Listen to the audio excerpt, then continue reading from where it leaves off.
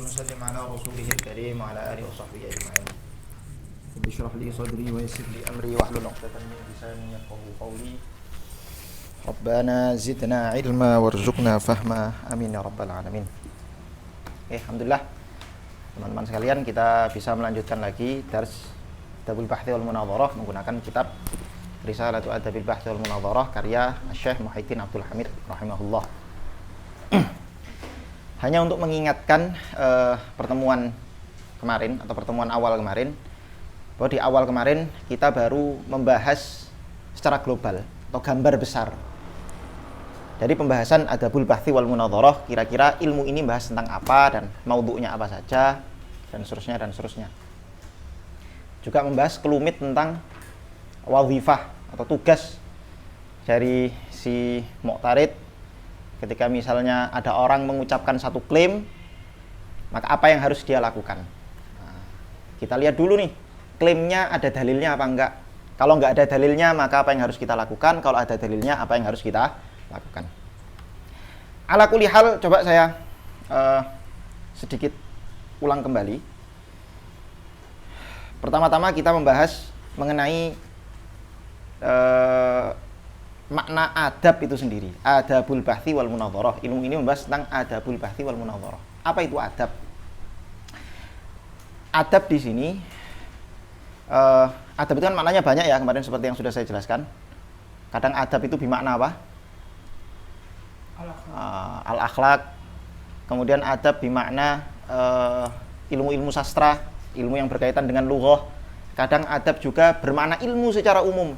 Sehingga dulu matematika, fisika, astronomi itu juga dikategorikan sebagai apa? Adab. Nah, hanya saja ketika adab ini sudah digunakan menjadi satu nama bidang ilmu tertentu, maka mau nggak mau kita harus memaknai sesuai dengan makna fan ilmu tersebut. Dalam fan Adabul Bahthi wal Munadharah, adab di sini maknanya apa? Maknanya adalah al-umur allati yanbaghi mura'atuha wa ayyal tazimu biha 'alal mutanazi'aini. Hal-hal atau kaidah-kaidah itu ada kok dalam kitab. Jadi kalian nggak perlu nulis, nanti akan kita baca. Adab-adab, kaidah-kaidah yang harus diperhatikan oleh dua orang. Ketika ada dua orang yang saling berbeda pendapat, maka cara menyelesaikan perbedaannya bagaimana? Ada banyak caranya. Tapi ada kaidah-kaidah nih yang kalau misalnya tidak diperhatikan kaidah-kaidah ini, aturan-aturan main ini, maka nanti perbedaan pendapat itu akan berujung pada hal-hal yang tidak diharapkan. Tujuan dari munadharah itu apa? Tujuan munadharah kemarin apa? Idharul haq atau idharus shawab. Idharul hasan juga bisa. Ya kan, maksudnya hasan itu kan hasan bermakna kebaikan yang terhasil dari apa? Munadharah. Nah, hasan yang terhasil dari munadharah itu apa? Al-haq, kan begitu. Berarti idharul haq, idharus shawab atau idharul hasan. Bercanda. Oke. Nah, untuk ketika orang itu melakukan munadharah, kalau memang tujuannya pengen mengetahui mana yang benar dari dua pendapat ini, harus ada kaidah-kaidahnya, harus mengikuti kaidah-kaidahnya. Nah, ini yang dimaksud dengan apa? Adab di sini. Jadi adab itu adalah seperangkat kaidah yang kalau misalnya kita perhatikan, kita laksanakan, kita aturi atau kita laksanakan aturan mainnya, maka munadharah ini akan sampai pada al-haq atau as-shawab. Oke, kemudian al-bahthu. Apa maknanya al-bahthu? Ada macam-macam maknanya al-bahthu. Al-bahthu itu fil lughah ada bimaknal qadaya atau bimaknal mabahith dan seterusnya. Tapi yang paling akrab, yang paling mendekati al-bahthu di sini bimakna munadharah itu sendiri. Di al-bahthu bimakna apa? Munadharah itu sendiri. Sehingga ataf di sini al-bahthu wal munadharah, atafnya adalah ataf tafsir. Ini lafaz aja, kita bahas definisi ilmunya ini. Adabul Bahthi wal Munadharah. Sehingga misalnya ketika nanti di kitab-kitab kalian menemukan ada ulama mengatakan wa fi kalamihi bahthun wa fi kalamihi nadharun. Sering nggak kalian nemu begitu? Nah, bagi yang banyak baca kitab mesti sering nemu begitu. Setelah bahas apa panjang, habis itu nanti di akhir dikatakan apa? Wa fihi bahthun atau wa fi kalamihi nadharun. Itu maksudnya Adabul Bahthi wal Munadharah. Pendapatnya beliau ini fihi nadhurun, yakni fihi munadharah. Fihi bahthun, yakni fihi munadharah. Pendapatnya beliau itu apa? Ada perdebatan di situ, ada diskusi di situ yang harus diselesaikan. Dah. Sekarang kita masuk ke kitab. Kemarin saya ngasih contoh apa? Apa yang saya buat contoh kemarin? Misalnya ada orang mengklaim Isa ilahun. Isa al-Masih adalah Tuhan. Itu klaim itu. Kalian sepakat nggak dengan klaim itu? Yang tegas itu loh, nggak sepakat. Masuk ragu? Sepakat nggak ya? Yang tegas. Masuk kalian sepakat kalau dinyatakan Isa itu Tuhan? Nah, sepakat nggak? Nggak sepakat. Pertanyaannya, kalian sebagai orang yang tidak sepakat dengan klaim, Waalaikumsalam warahmatullahi. Kalian yang tidak sepakat dengan klaim bahwa Isa itu Tuhan, yang harus kalian lakukan apa? Pertama-tama, apa kemarin? Mana pulpennya? Jadi ada al-mudda'i. Syuf.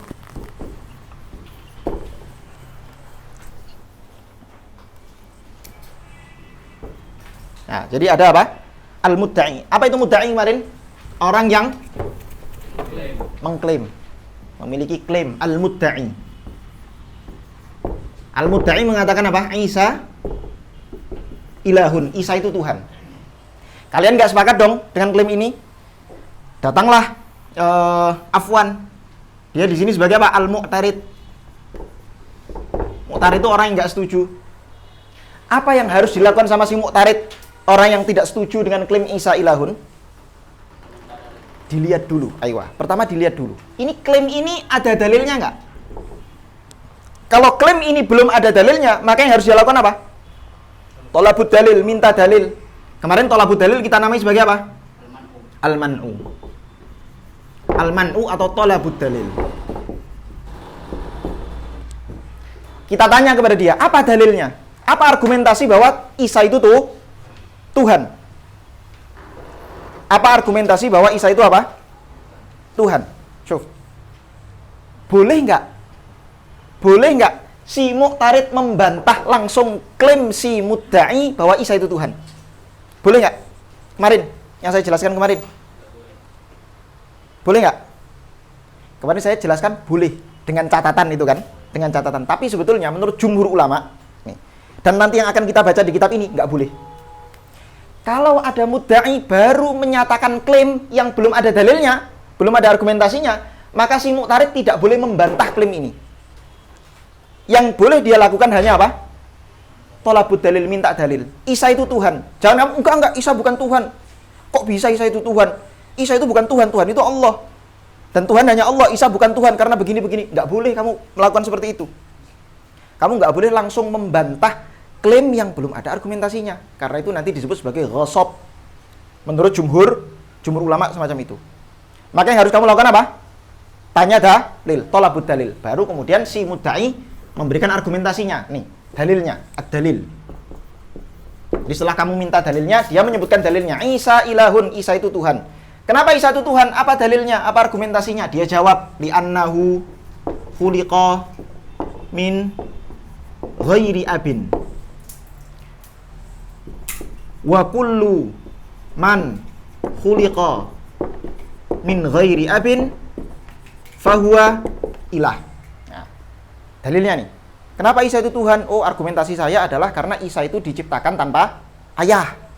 Segala yang diciptakan tanpa ayah berarti dia tuh Tuhan. Setelah ada dalilnya, setelah dia mengucapkan dalilnya, maka tugasnya si mu'tarid bisa menjadi 3. Al-mu'tarid ketika belum ada dalilnya, tugas dia hanya meminta dalil. Ketika sudah ada dalilnya nih, maka tugas dia menjadi 3. Apa aja? Yang pertama, man'u juga. Yang kedua apa? Al-mu'aradah. Yang ketiga apa? An-naqdu. Perhatikan. Al-man'u, tolabud dalil. Pertanyaan saya, yang diman'u yang mana? Apakah yang diman'u itu klaimnya? Kan klaimnya sudah ada dalil. Ya kan? Isa Tuhan. Dalilnya apa? Dia diciptakan tanpa ayah. Segala yang diciptakan tanpa ayah berarti dia Tuhan. Apakah boleh seseorang meminta dalil klaim yang sudah ada dalilnya. Nggak boleh. Aywa. Maka yang kamu man'u itu bukan klaimnya, bukan dakwanya, tapi yang kamu man'u itu apa? Dalilnya. Nah, ini yang kamu man'u. Gimana caranya? Kamu pilih salah satu. Imma kamu memilih muqaddimah sughronya, imma kamu memilih muqaddimah kubronya. Misal, saya nggak sepakat dengan muqaddimah kubronya. Saya nggak sepakat dengan dalil yang mengatakan bahwa segala yang diciptakan tanpa ayah maka dia Tuhan. Kamu mengatakan apa? Amna'u al-kubro. Saya menolak apa? Dalil muqaddimah kubronya.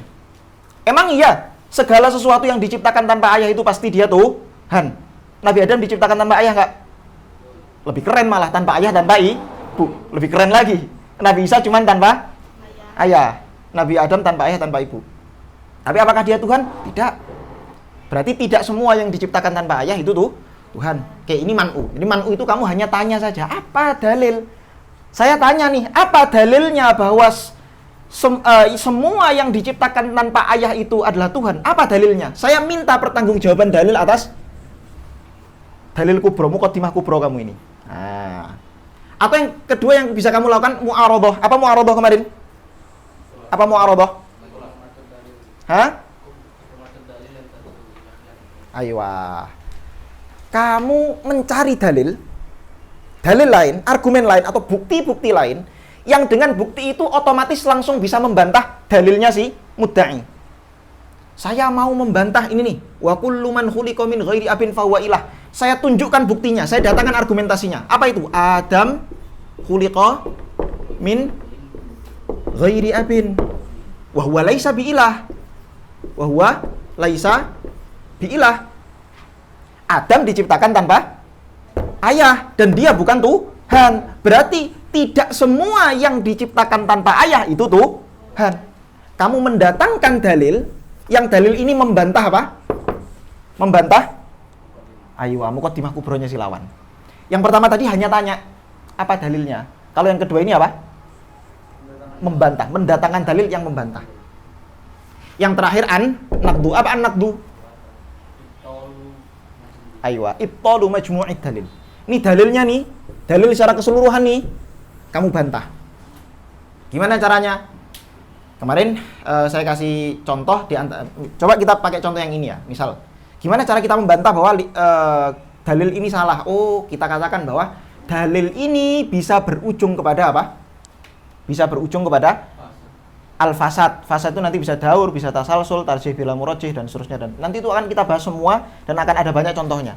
Ini kita baru membahas secara umum saja, secara global saja. Kemarin contoh naqdu yang saya kasih di akhir apa kemarin? Supaya kita ganti contoh. Apa contohnya kemarin? An-naqdu.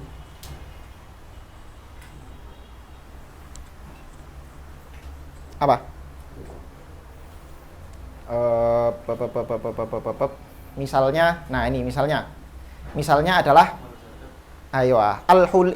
al-huli tajibu fihi az-zakah. Misalnya ada orang mengklaim apa? Al-huli tajibu fihi az-zakah. Tahu huli? Huli itu apa huli? Perhiasan. Sekarang saya tanya, dalam mazhab Syafi'i, perhiasan itu wajib zakat nggak wanita? Nggak wajib. Ada wanita pakai perhiasan 5 kilo misalnya 10 kilo. Asal itu dipakai, maka dia nggak wajib zakat.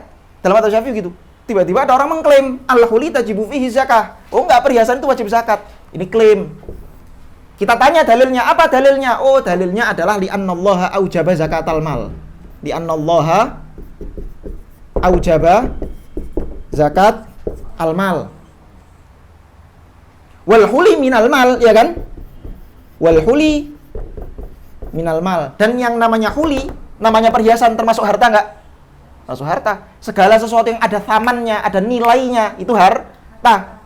Huli ada nilainya, berarti dia harta. Dan Allah mewajibkan zakat harta, zakat mal, zakat harta. Maka harusnya huli masuk apa? Ada zakatnya. Dan kemarin kita bantah dengan contoh apa? Kita bantah majmu'ud dalilnya. Kita tunjukkan bahwa ada harta yang dia tidak wajib zakat. Apa contohnya? Skin mobil Mobile Legend. Lah ya, orang beli skin Mobile Legend mahal. Mahal nggak? Mahal kan? Nah, yang pengalaman pasti tahu, mahal. Harganya mahal jutaan. Itu ada harganya nggak?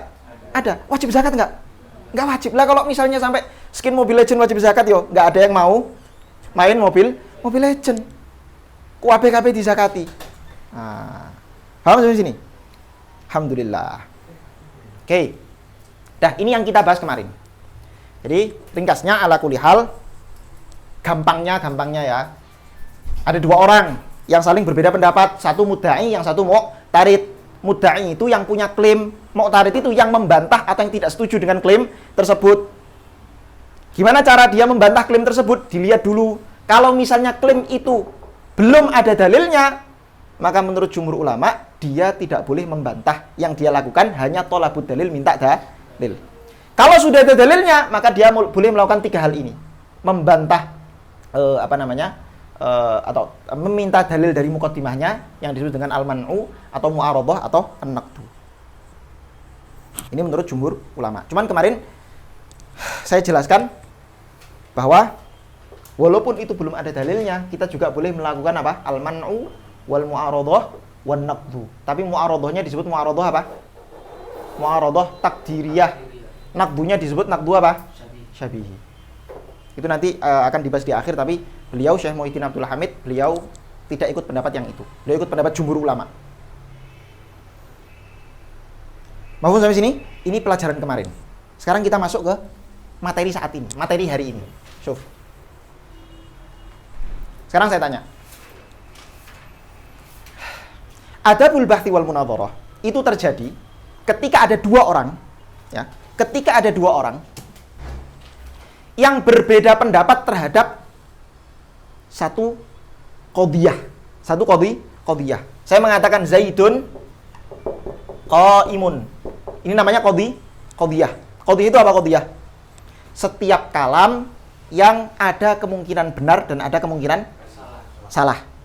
Maka ketika saya mengatakan Zaidun qaimun, Anda boleh nggak setuju? Enggak, menurut saya Zaid nggak berdiri kok. Ya gimana cara? Ya tinggal lihat aja realitasnya, mana sih Zaid? Oh itu Zaid. Kamu lihat Zaid berdiri nggak? Kalau berdiri ya sudah, berarti yang benar saya. Kalau ternyata dia duduk atau tidur atau terlentang atau, maka saya keliru. Kan begitu pertanyaannya.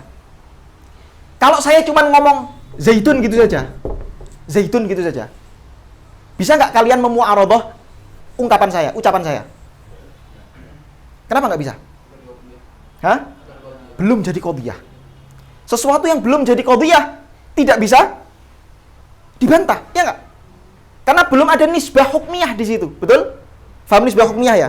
Dalam mantik itu kan saya jelaskan begini.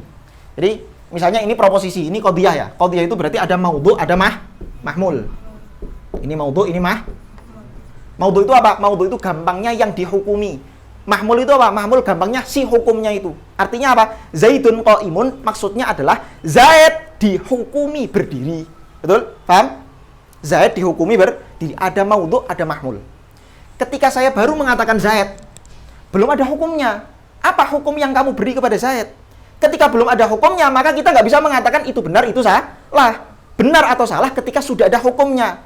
Lah, hukum itu muncul ketika ada nisbah hukmiyah antara maudhu dengan mahmul. Antara maudhu dengan mahmul. Jadi harus ada maudhu dan mahmul dulu, baru ada nisbah hukmiyah.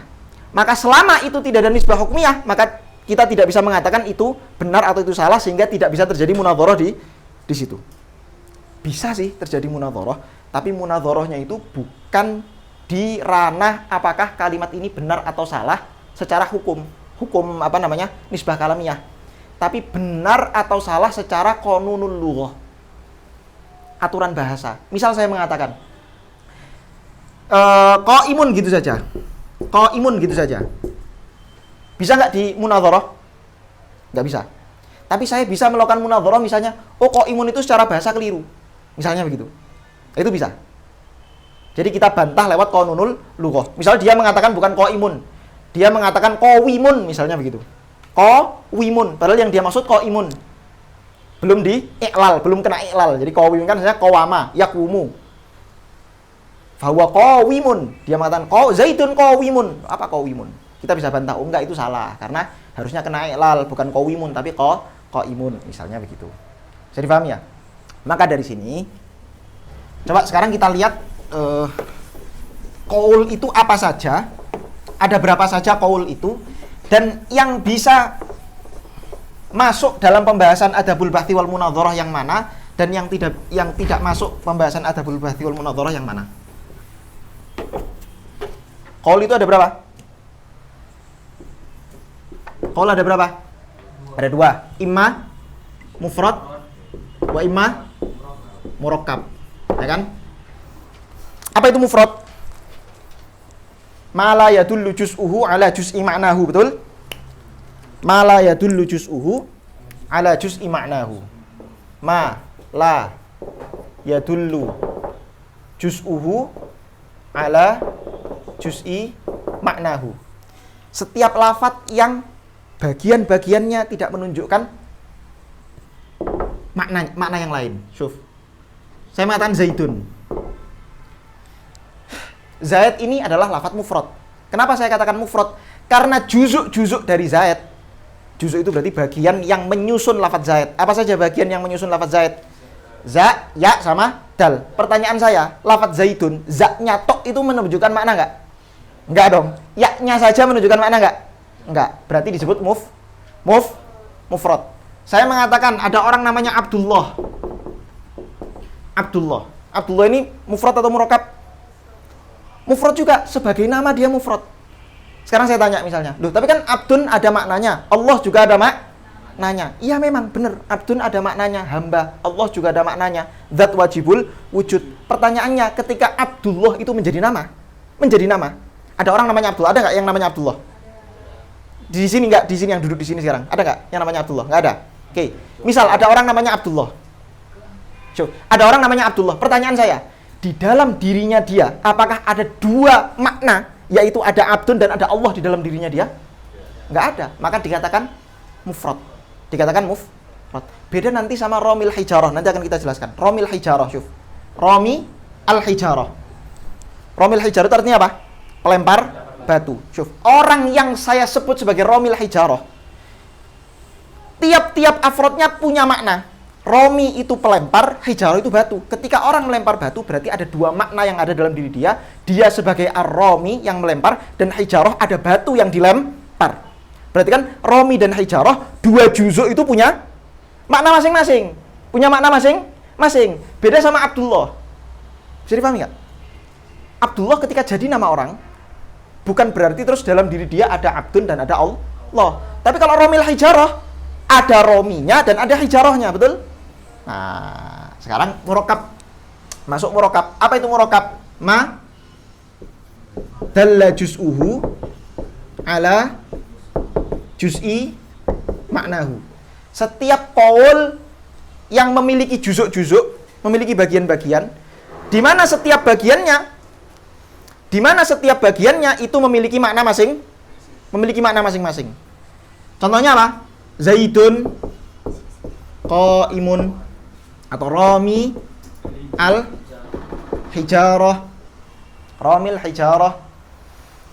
Zaidun qaimun ada berapa Ada berapa juzuk di sini? 2 juzuk, Zaidun dan qaim. Masing-masing punya makna tersendiri enggak? Punya makna tersendiri. Romil Hijarah seperti yang saya jelaskan tadi, ada berapa juzuk di sini? 2 juzuk, Romi dan al-Hijarah. Masing-masing punya makna sendiri enggak? Punya makna tersendiri. Sehingga ini disebut apa? Disebut murakkab, lafadz murakkab. Sekarang Allahu Akbar. Sekarang misalnya saya tanya, lafadz mufrad, ketika saya baru menyebutkan mufrad gitu saja, Zaid atau Abdullah begitu saja, terjadi munadharah enggak di situ? Terjadi munadharah enggak? Enggak terjadi munadharah. Kecuali dalam qanunul lughah yang saya bilang tadi. Maka di dalam lafadz mufrad la tajri fihi al-munadharah. La tajri fihi al-munadharah. Tidak ada munadharah dalam lafadz-lafadz yang mufrad. Kecuali apa? Illa qanunul lughah. Min jihati qanun al-lughah. Jadi misalnya kamu menyebutkan lafadz atau kalimat yang menyelisih kaidah bahasa Arab. Kamu mengatakan Abdullah. Saya bilang Abdullah, begitu. Bisa nggak kamu munadharah kalimat itu? Saya nggak sepakat Abdullah. Loh, kenapa nggak sepakat? Nggak sepakat dalam hal apa? Kalau kamu nggak sepakat dalam hal misalnya, menurut saya Abdullah itu salah. Salahnya gimana? Belum ada hukumnya kok Abdullah ini. Kecuali saya mengatakan Abdullah qaimun, Abdullah jalisun, Abdullah jahilun, Abdullah alimun, itu baru ada hukumnya. Bisa terjadi munadharah di situ. Tapi kalau hanya Abdullah, ada hukumnya nggak? Nggak ada. Oh, tapi ternyata menyelisih kaidah bahasa Arab. Apa itu? Harusnya Abdullahi, bukan Abdullah, karena dia mudhof ilaih. Nah, itu bisa. Itu bisa. Maka dikatakan pada dasarnya tidak bisa atau tidak berlaku munadharah di situ, tapi bisa berlaku dalam qanunul lughah. Atau yang kedua, bisa juga al-istifsar. Istifsar. Kamu nyebut satu kalimat, secara qanunul lughah sudah betul, tapi masalahnya kalimat itu asing bagi kamu. Misal, contoh, saya mengatakan dekonstruksi. Kita harus melakukan, ketika kita membaca satu teks, maka kita harus melakukan dekonstruksi. Yang kamu nggak bisa membantah, saya nggak setuju dengan dekonstruksi. Kenapa nggak setuju? Karena menurut saya, kamu nggak boleh tidak setuju dengan satu lafadz. Yang boleh kamu lakukan, kamu tidak setuju dengan keseluruhan lafadz, keseluruhan kalimat itu. Kalau kamu tidak paham dengan makna dekonstruksi, kamu tanya istifsar. Emang maknanya dekonstruksi itu apa? Misalnya begitu. Itu yang disebut dengan istifsar. Jadi ketika kamu nggak setuju dengan satu lafadz, atau gini, bukan nggak setuju. Ada satu lafadz, ya. Ketika lafadz itu hanya disebut secara mufrad begitu saja, saya mengatakan dekonstruksi gitu saja misalnya. Kamu nggak setuju dengan itu. Kalau kamu nggak paham, maka tanya maknanya. Itu namanya istifsar. Oke, dah. Sekarang yang kedua murokab. Murokab ada berapa? Ada dua. Ada dua.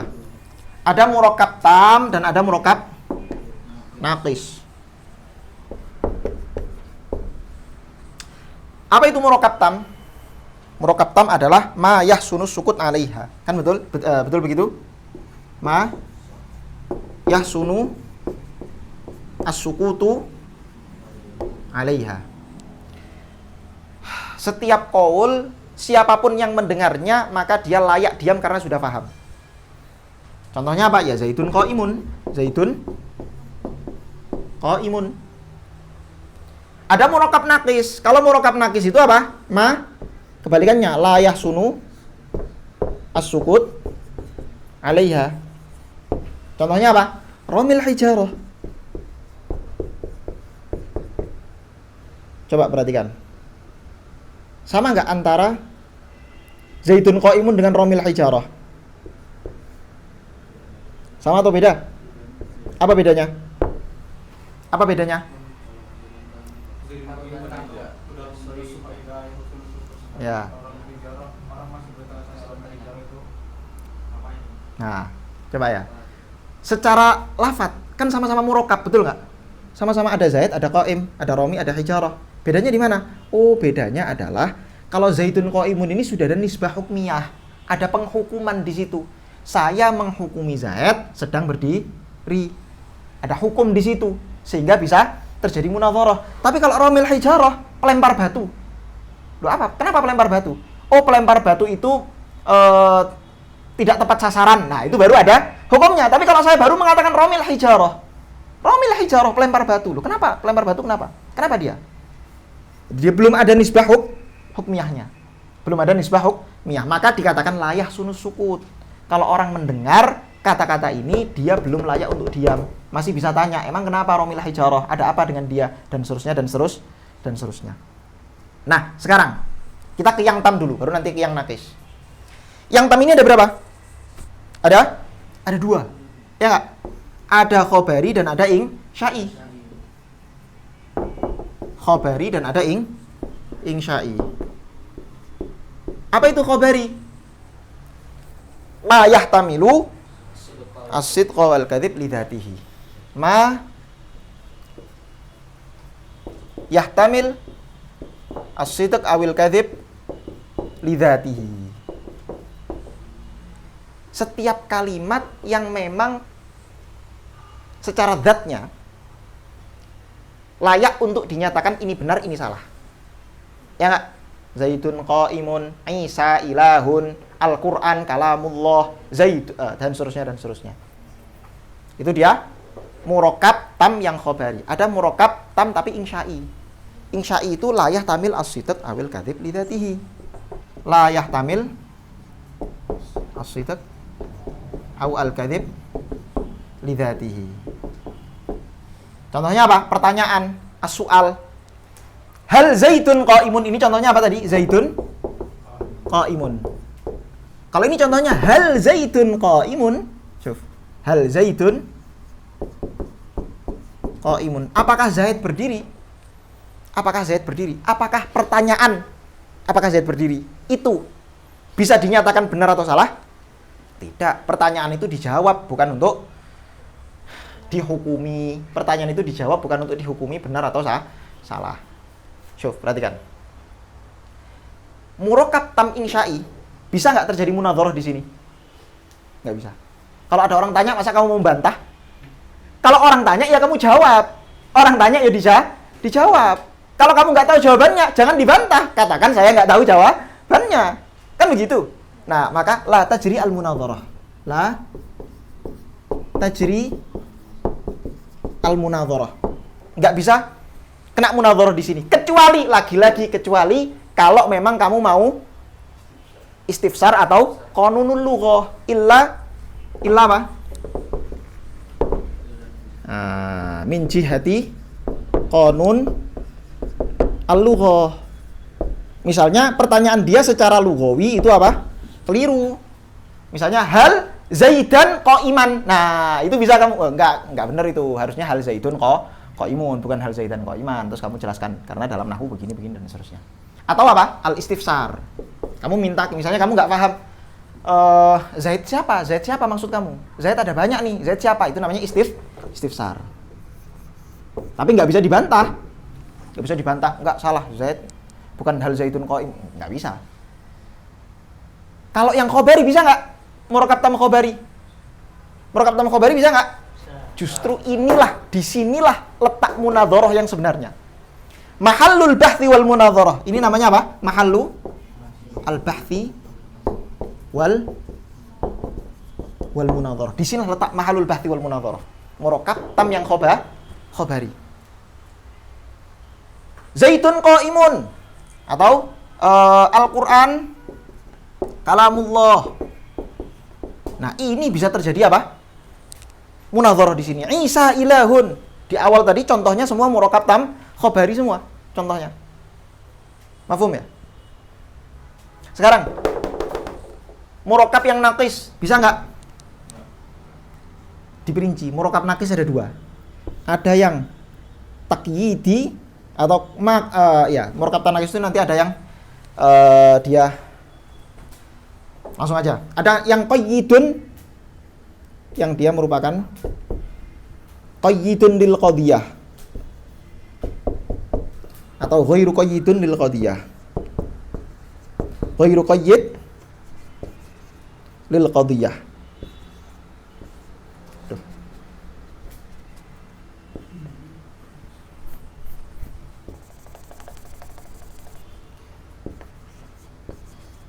Lil qadiyah.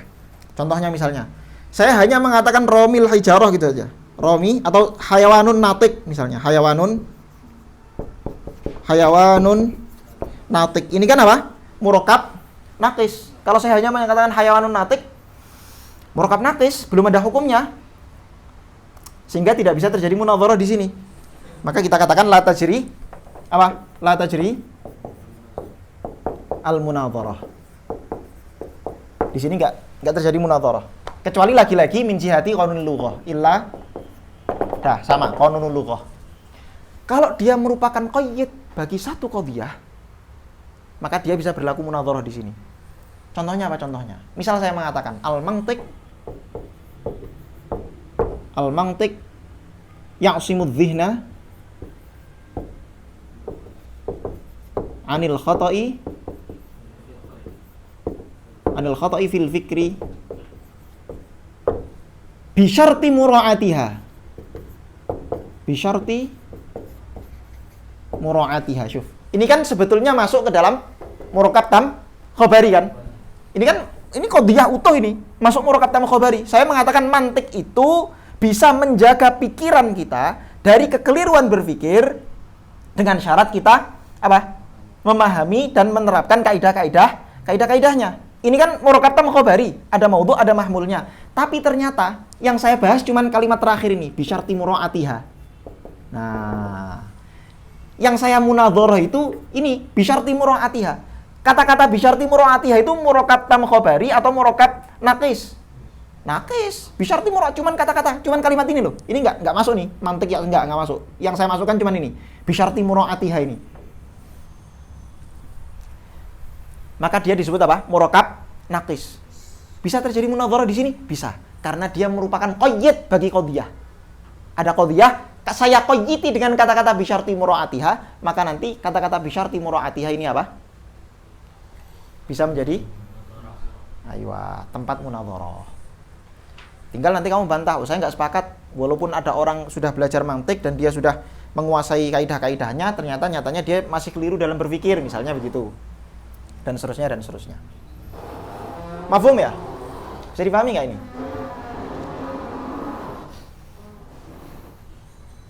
Nah, nanti di sini, teman-teman, murokab tam yang murokab tam yang khobari ini ada dua. Ada dua. Ada yang sorih atau tasrihi.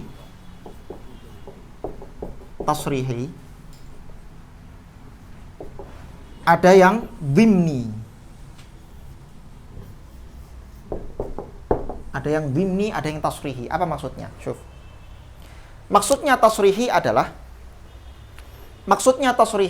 setiap qadhiyah yang memang qadhiyah itu merupakan klaim dan klaimnya itu sharih. Klaim sharih itu apa? Klaim sharih itu ya berarti ketika orang mendengar kalimat itu, cukup dengan dia mendengar kalimat itu maka dia bisa menerka ini ada kemungkinan benar, ini ada kemungkinan salah secara sharih begitu. Contohnya apa? Ya contohnya ini tadi semua ini. Zaidun qaimun, Al-Qur'an kalamullah, Isa ilahun, itu apa? Murokab tam khobari yang tasrihi. Contohnya apa? Zaidun qaimun atau ya Zaidun qaimun atau apa? Isa ilahun, itu apa?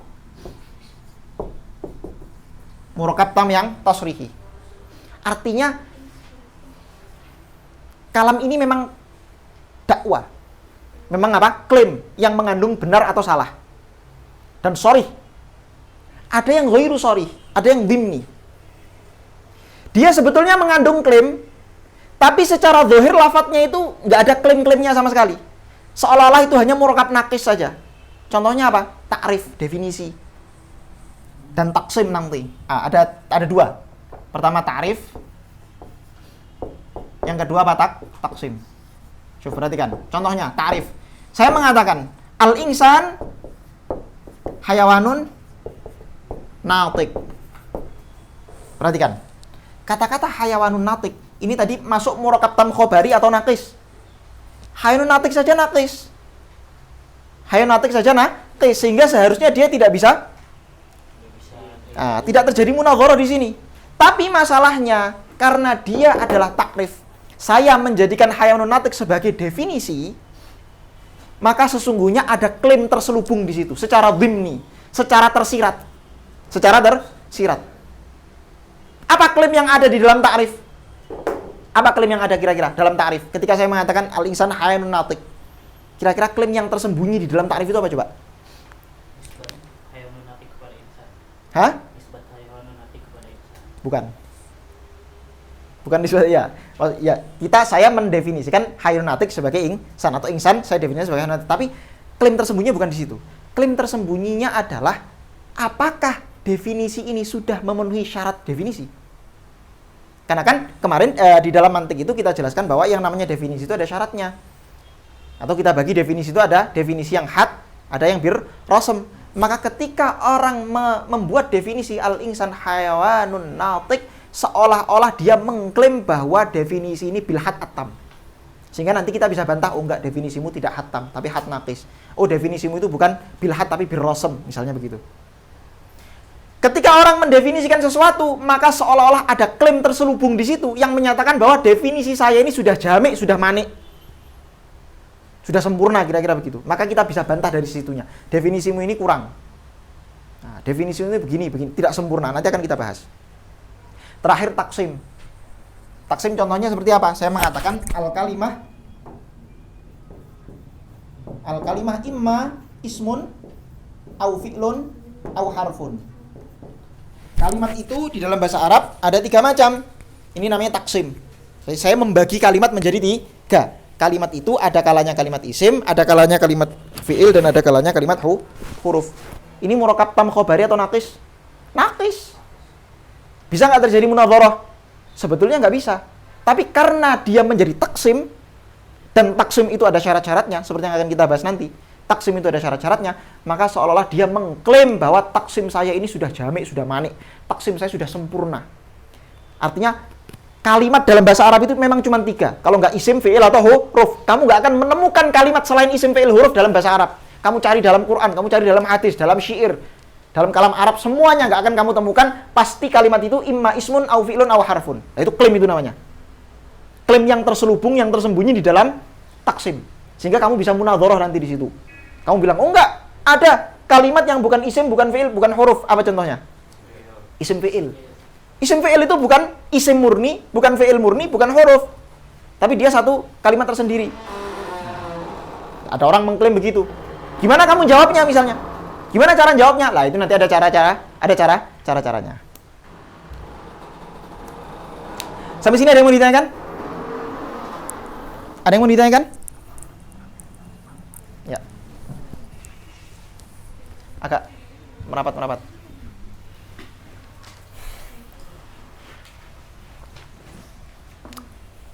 Oke, dah. Sama satu lagi mangkul. Apa itu mangkul? Mangkul ini nanti bisa masuk ke semua pembahasan ini. Bisa masuk ke semua qaul ini. Syuf. Kalau saya mengatakan, misalnya, saya mengatakan bahwa al-alam qadim. Saya mengatakan al-alam qadim. Alam semesta itu apa? Qadim. Dengan saya mengatakan, menurut falasifah, alam itu qadim. Beda nggak? Beda. Yang pertama, ketika saya mengatakan alam itu qadim, itu klaim dari saya. Artinya apa? Ketika saya mengklaim sesuatu, berarti saya sudah meyakini itu benar. Betul? Tapi kalau saya menukil, menurut falasifah, alam itu qadim. Pertanyaannya, apakah saya pasti meyakini kalamnya falasifah? Ya enggak, belum tentu. Ketika saya menukil kalamnya orang lain, belum tentu saya juga mengamini atau mengimani kalam tersebut. Saya cuma menukil. Makanya nanti ada pembahasan khusus munadharah dalam kalam-kalam yang mangkul. Di al-mangkul. Al-mangkul. Dalam kalam-kalam mangkul. Sama, nanti kalau mangkulnya itu, mangkul ini dibagi 2 aja sebetulnya. Lam yaltazim sihhatahu. Imma dia itu iltizam sihhatahu. Atau lam yaltazim, yang satu yaltazim. Yaltazim itu maksudnya, ada orang itu nukil kalam, dia tidak ikut mengamini kalam tersebut. Tapi ada sebaliknya. Saya menukil kalamnya Imam Syafi'i dan saya ikut mengamini kalamnya Imam Syafi'i. Kalau orang menukil sesuatu, ya, menukil kalam dan dia ikut mengamini, maka dia kedudukannya sama seperti mudda'i. Kedudukannya sama seperti apa? Al-mudda'i. Dia seolah-olah dianggap orang yang ikut mengklaim kalam tersebut karena dia meyakini kebenarannya. Tapi kalau dia tidak meyakini kebenarannya, maka dia tidak jadi mudda'i. Apakah terjadi munadharah di sini? Terjadi, tapi munadharah itu hanya dalam tashihun naqli saja. Tashihu an-naql. Maksudnya apa? Ketika saya menukil, menurut falasifah, alam semesta itu qadim. Kamu harus tanya saya, menurut kamu benar nggak alam itu qadim? Atau kamu sepakat nggak dengan kalamnya falasifah? Saya bilang, enggak, saya nggak sepakat. Nah, kalau saya nggak sepakat, saya hanya nukil saja, maka tugas kamu adalah kamu meminta saya pertanggungjawaban kira-kira nukilan kamu itu benar apa enggak. Dapat dari mana kamu kalamnya falasifah itu? Diambil dari kitab apa? Nah, Itu namanya nukilan. Bisa dibedakan nggak ini? Iya dong, kalau kamu nukil satu kalam, ya otomatis kamu dituntut untuk apa? Mempertanggungjawabkan kira-kira penukilan kamu itu benar apa enggak. Dan ini masalah apa namanya? Masalah kita zaman sekarang ini adalah kita banyak ngomong sesuatu, nukil kalam orang lain, ternyata nukilan kita nggak benar, salah nukil, atau kita salah paham, kalamnya orang kita salah paham, terus kita sebarkan, dengan kita meyakini bahwa yang kita sampaikan itu kalamnya dia. Saya menyampaikan menurut Syekh Ahmad Thayyib, begini. Ternyata, nukilan itu nggak pas, keliru. Sudah kadung tersebar, yang disebarkan adalah kalam yang tidak tepat, akhirnya orang-orang yang di depan kamu itu percaya sama kamu. Akhirnya semua percaya bahwa, misalnya Syekh Ahmad Thayyib keliru, misalnya begitu. Padahal ternyata yang salah itu kamu, karena kamu nukilnya nggak benar. Sehingga tashihun naql itu penting sekali. Oke, sekarang kita masuk ke kitab. Allahu Akbar. Bismillahirrahmanirrahim. Aqsamul qaul. Betul? Ya, kita sampai aqsamul qaul, ya kan? Wa bayanu ma tajri fihi al-munadharah min wa ma la tajri. Di sini akan dijelaskan macam-macamnya qaul ini, kira-kira yang bisa dilakukan munadharah mana, yang tidak bisa dilakukan munadharah yang mana. Al-qaulu ala dharbain, qaul ada dua macam, al-awwal al-mufrad wa tsani al-murakkab. Ini semua sudah saya jelaskan tadi, jadi tinggal kita baca saja. Qaul ada dua macam, ada kalanya mufrad, ada kalanya murakkab. Tsumal murakkab ala dharbain, murakkab juga ada dua, ada naqis dan ada tam. Al-awwal an-naqis wa tsani at-tam, tsumal murakkab at-tam ala dharbain, murakkab tam ada dua, ada apa? Al-insya'i wa tsani al-khabari, fa hadhihi arba'atu aqsam. Totalnya ada berapa? Ada 4. Amal qaulul mufrad. Kalau qaul mufrad fala tajri fihi al-munadharah aslan. Syuf. Qaul mufrad ya paling atas ini la tajri fihi al-munadharah aslan. Dia pada dasarnya sama sekali tidak bisa dilakukan munadharah di situ. Illa annahu yustafsaru 'anil muradi minhu in kana ghariban. Hanya saja kalau lafaz mufradnya itu gharib, maka bisa kita lakukan apa? Al-istifsar. Kita minta apa maksudnya? Kamu bilang dekonstruksi itu apa maksudnya dekonstruksi misalnya begitu. Atau tadi saya katakan saya tambah satu apa tadi? Aywa, min jihati qanunil lughah. Di sini tidak beliau sebutkan. Nah, sebagai tambahan min jihati qanunil lughah. Amal murakkab an-naqis. Kalau murakkab naqis, contohnya apa? Hayawanun natiq, murakkab naqis.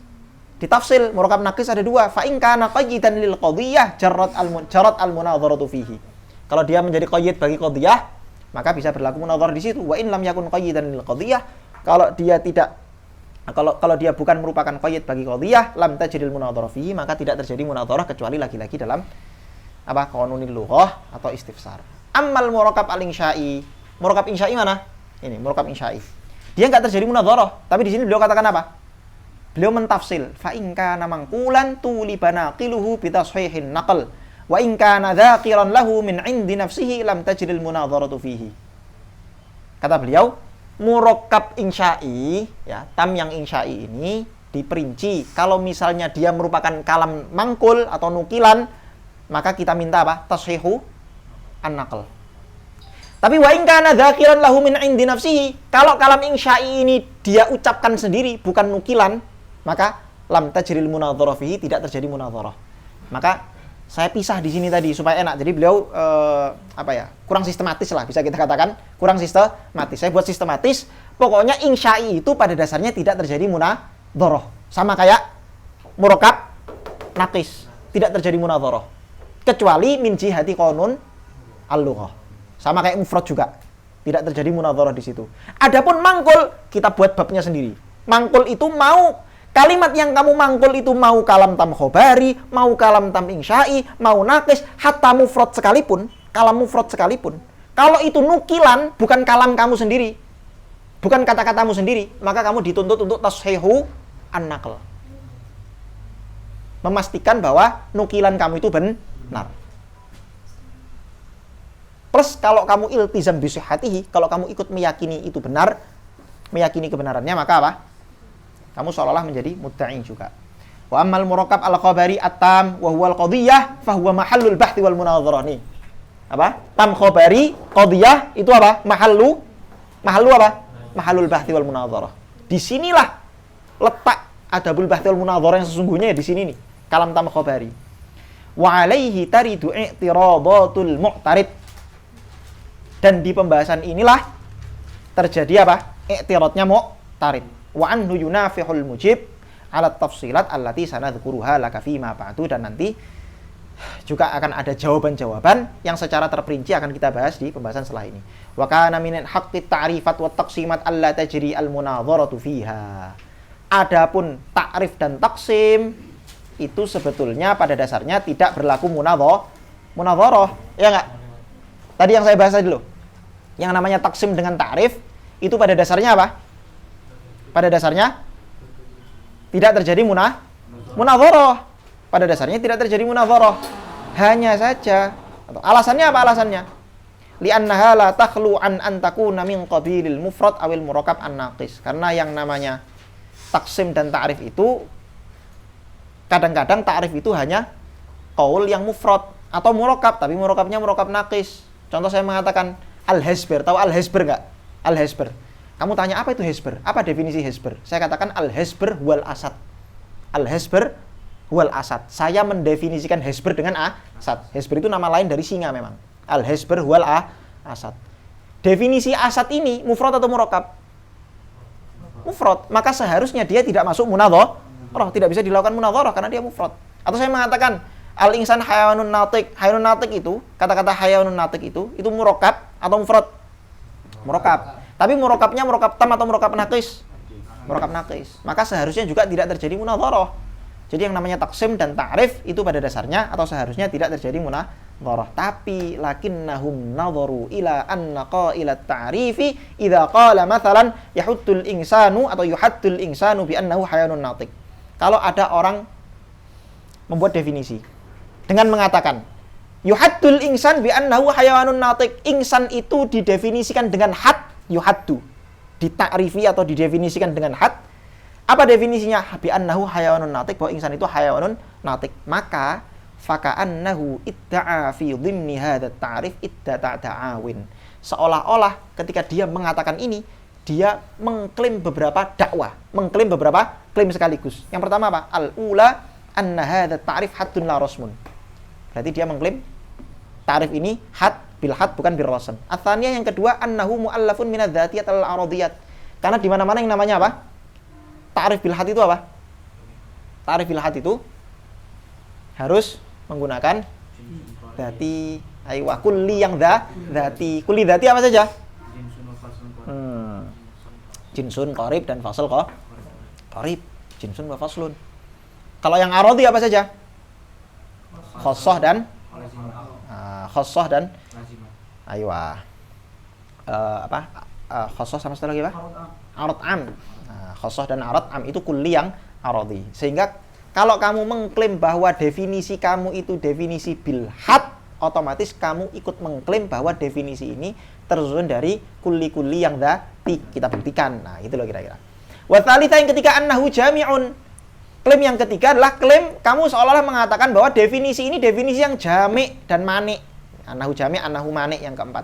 La yakhruju anhu fardun min afradil mu'arraf. Bahwa tidak ada mu'arraf yang keluar dari apa? Definisi tersebut. Artinya ketika saya mengklaim insan hayawanun natiq, seolah-olah kamu mengklaim bahwa tidak mungkin ada afrodnya insan yang bukan hayawanun natiq. Pasti semua afrodnya insan itu hayawanun natiq, kira-kira begitu. Jami' namanya. Atau mani itu apa? Tidak mungkin ada hal yang bukan insan masuk dalam definisi hayawanun natiq. Itu namanya mani. Jadi definisi hayawanun natiq itu jami', mengumpulkan semua afrodnya insan. Nggak mungkin ada afrodnya insan yang nggak masuk di situ. Dan mani, tidak ada afrod selain insan yang masuk di situ. Kemasukan asad. Apa? Yang keempat ini kayak kemasukan asad. Nah, misalnya ada asad masuk tiba-tiba, oh asad itu hayawanun natiq, ya nggak mungkin dong. Kan gitu. Apa? Gimana maksudnya gimana? Masukan di ta'rif. Hayawanun natiq ini kan di sini mani, berarti mencegah kemasukan asad dari ta'rif hayawanun natiq. Ayo. Asad nggak mungkin masuk dalam ta'rif hayawanun natiq. Karena dia mani. Dan itu sudah kita bahas dalam mantik. Pembahasan paling penting tuh ta'rif. Al-khamisah yang kelima annahu ghairu mustalzimin li syai'in minal muhalat. Bahwa ta'rif saya ini tidak apa? ghairu mustalzimin li syai'in minal muhalat, tidak berujung pada hal-hal yang mustahil. Jadi karena ada ta'rif-ta'rif yang terjadi hal mustahil di situ, terjadi daur. Contohnya misalnya apa? Misal saya mengatakan, saya mendefinisikan al-ilmu huwa ma'rifatul ma'lum. Al-ilmu huwa ma'rifatu al-ma'lum. Al-ilmu ma'rifatu al-ma'lum. Ilmu apa? Definisi ilmu saya katakan ma'rifatul ma'lum, mengetahui al-ma'lum. Ini betul gak ini definisi ini? Nggak benar. Karena yang namanya maklum itu adalah semakna dengan ilmu itu sendiri. Kamu mendefinisikan ilmu dengan mendatangkan makna ilmu di dalam definisi, terjadi daur. Saya kan belum tahu maknanya ilmu.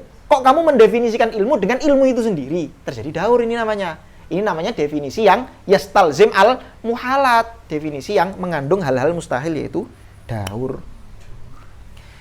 Wa kadza qailul taqsimi. Nah, taksim.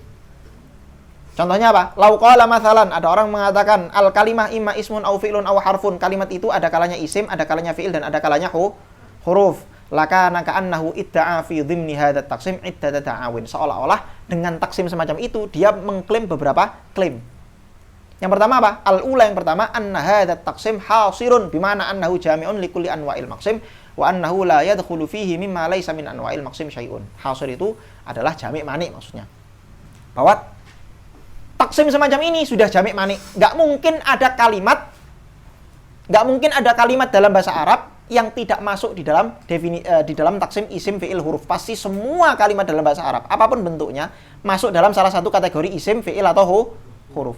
Dan tidak mungkin ada kalimat-kalimat non bahasa Arab yang masuk di situ. Nah, itu namanya jami' mani, sama kayak definisi tadi. Atsaniyah, yang kedua, anna kulla qismin min hadhil aqsam yubayinu ma adahu mubayanatan tammah. Syuf. Ini nanti akan kita jelaskan, nantilah saya jelaskan di pembahasan taksim.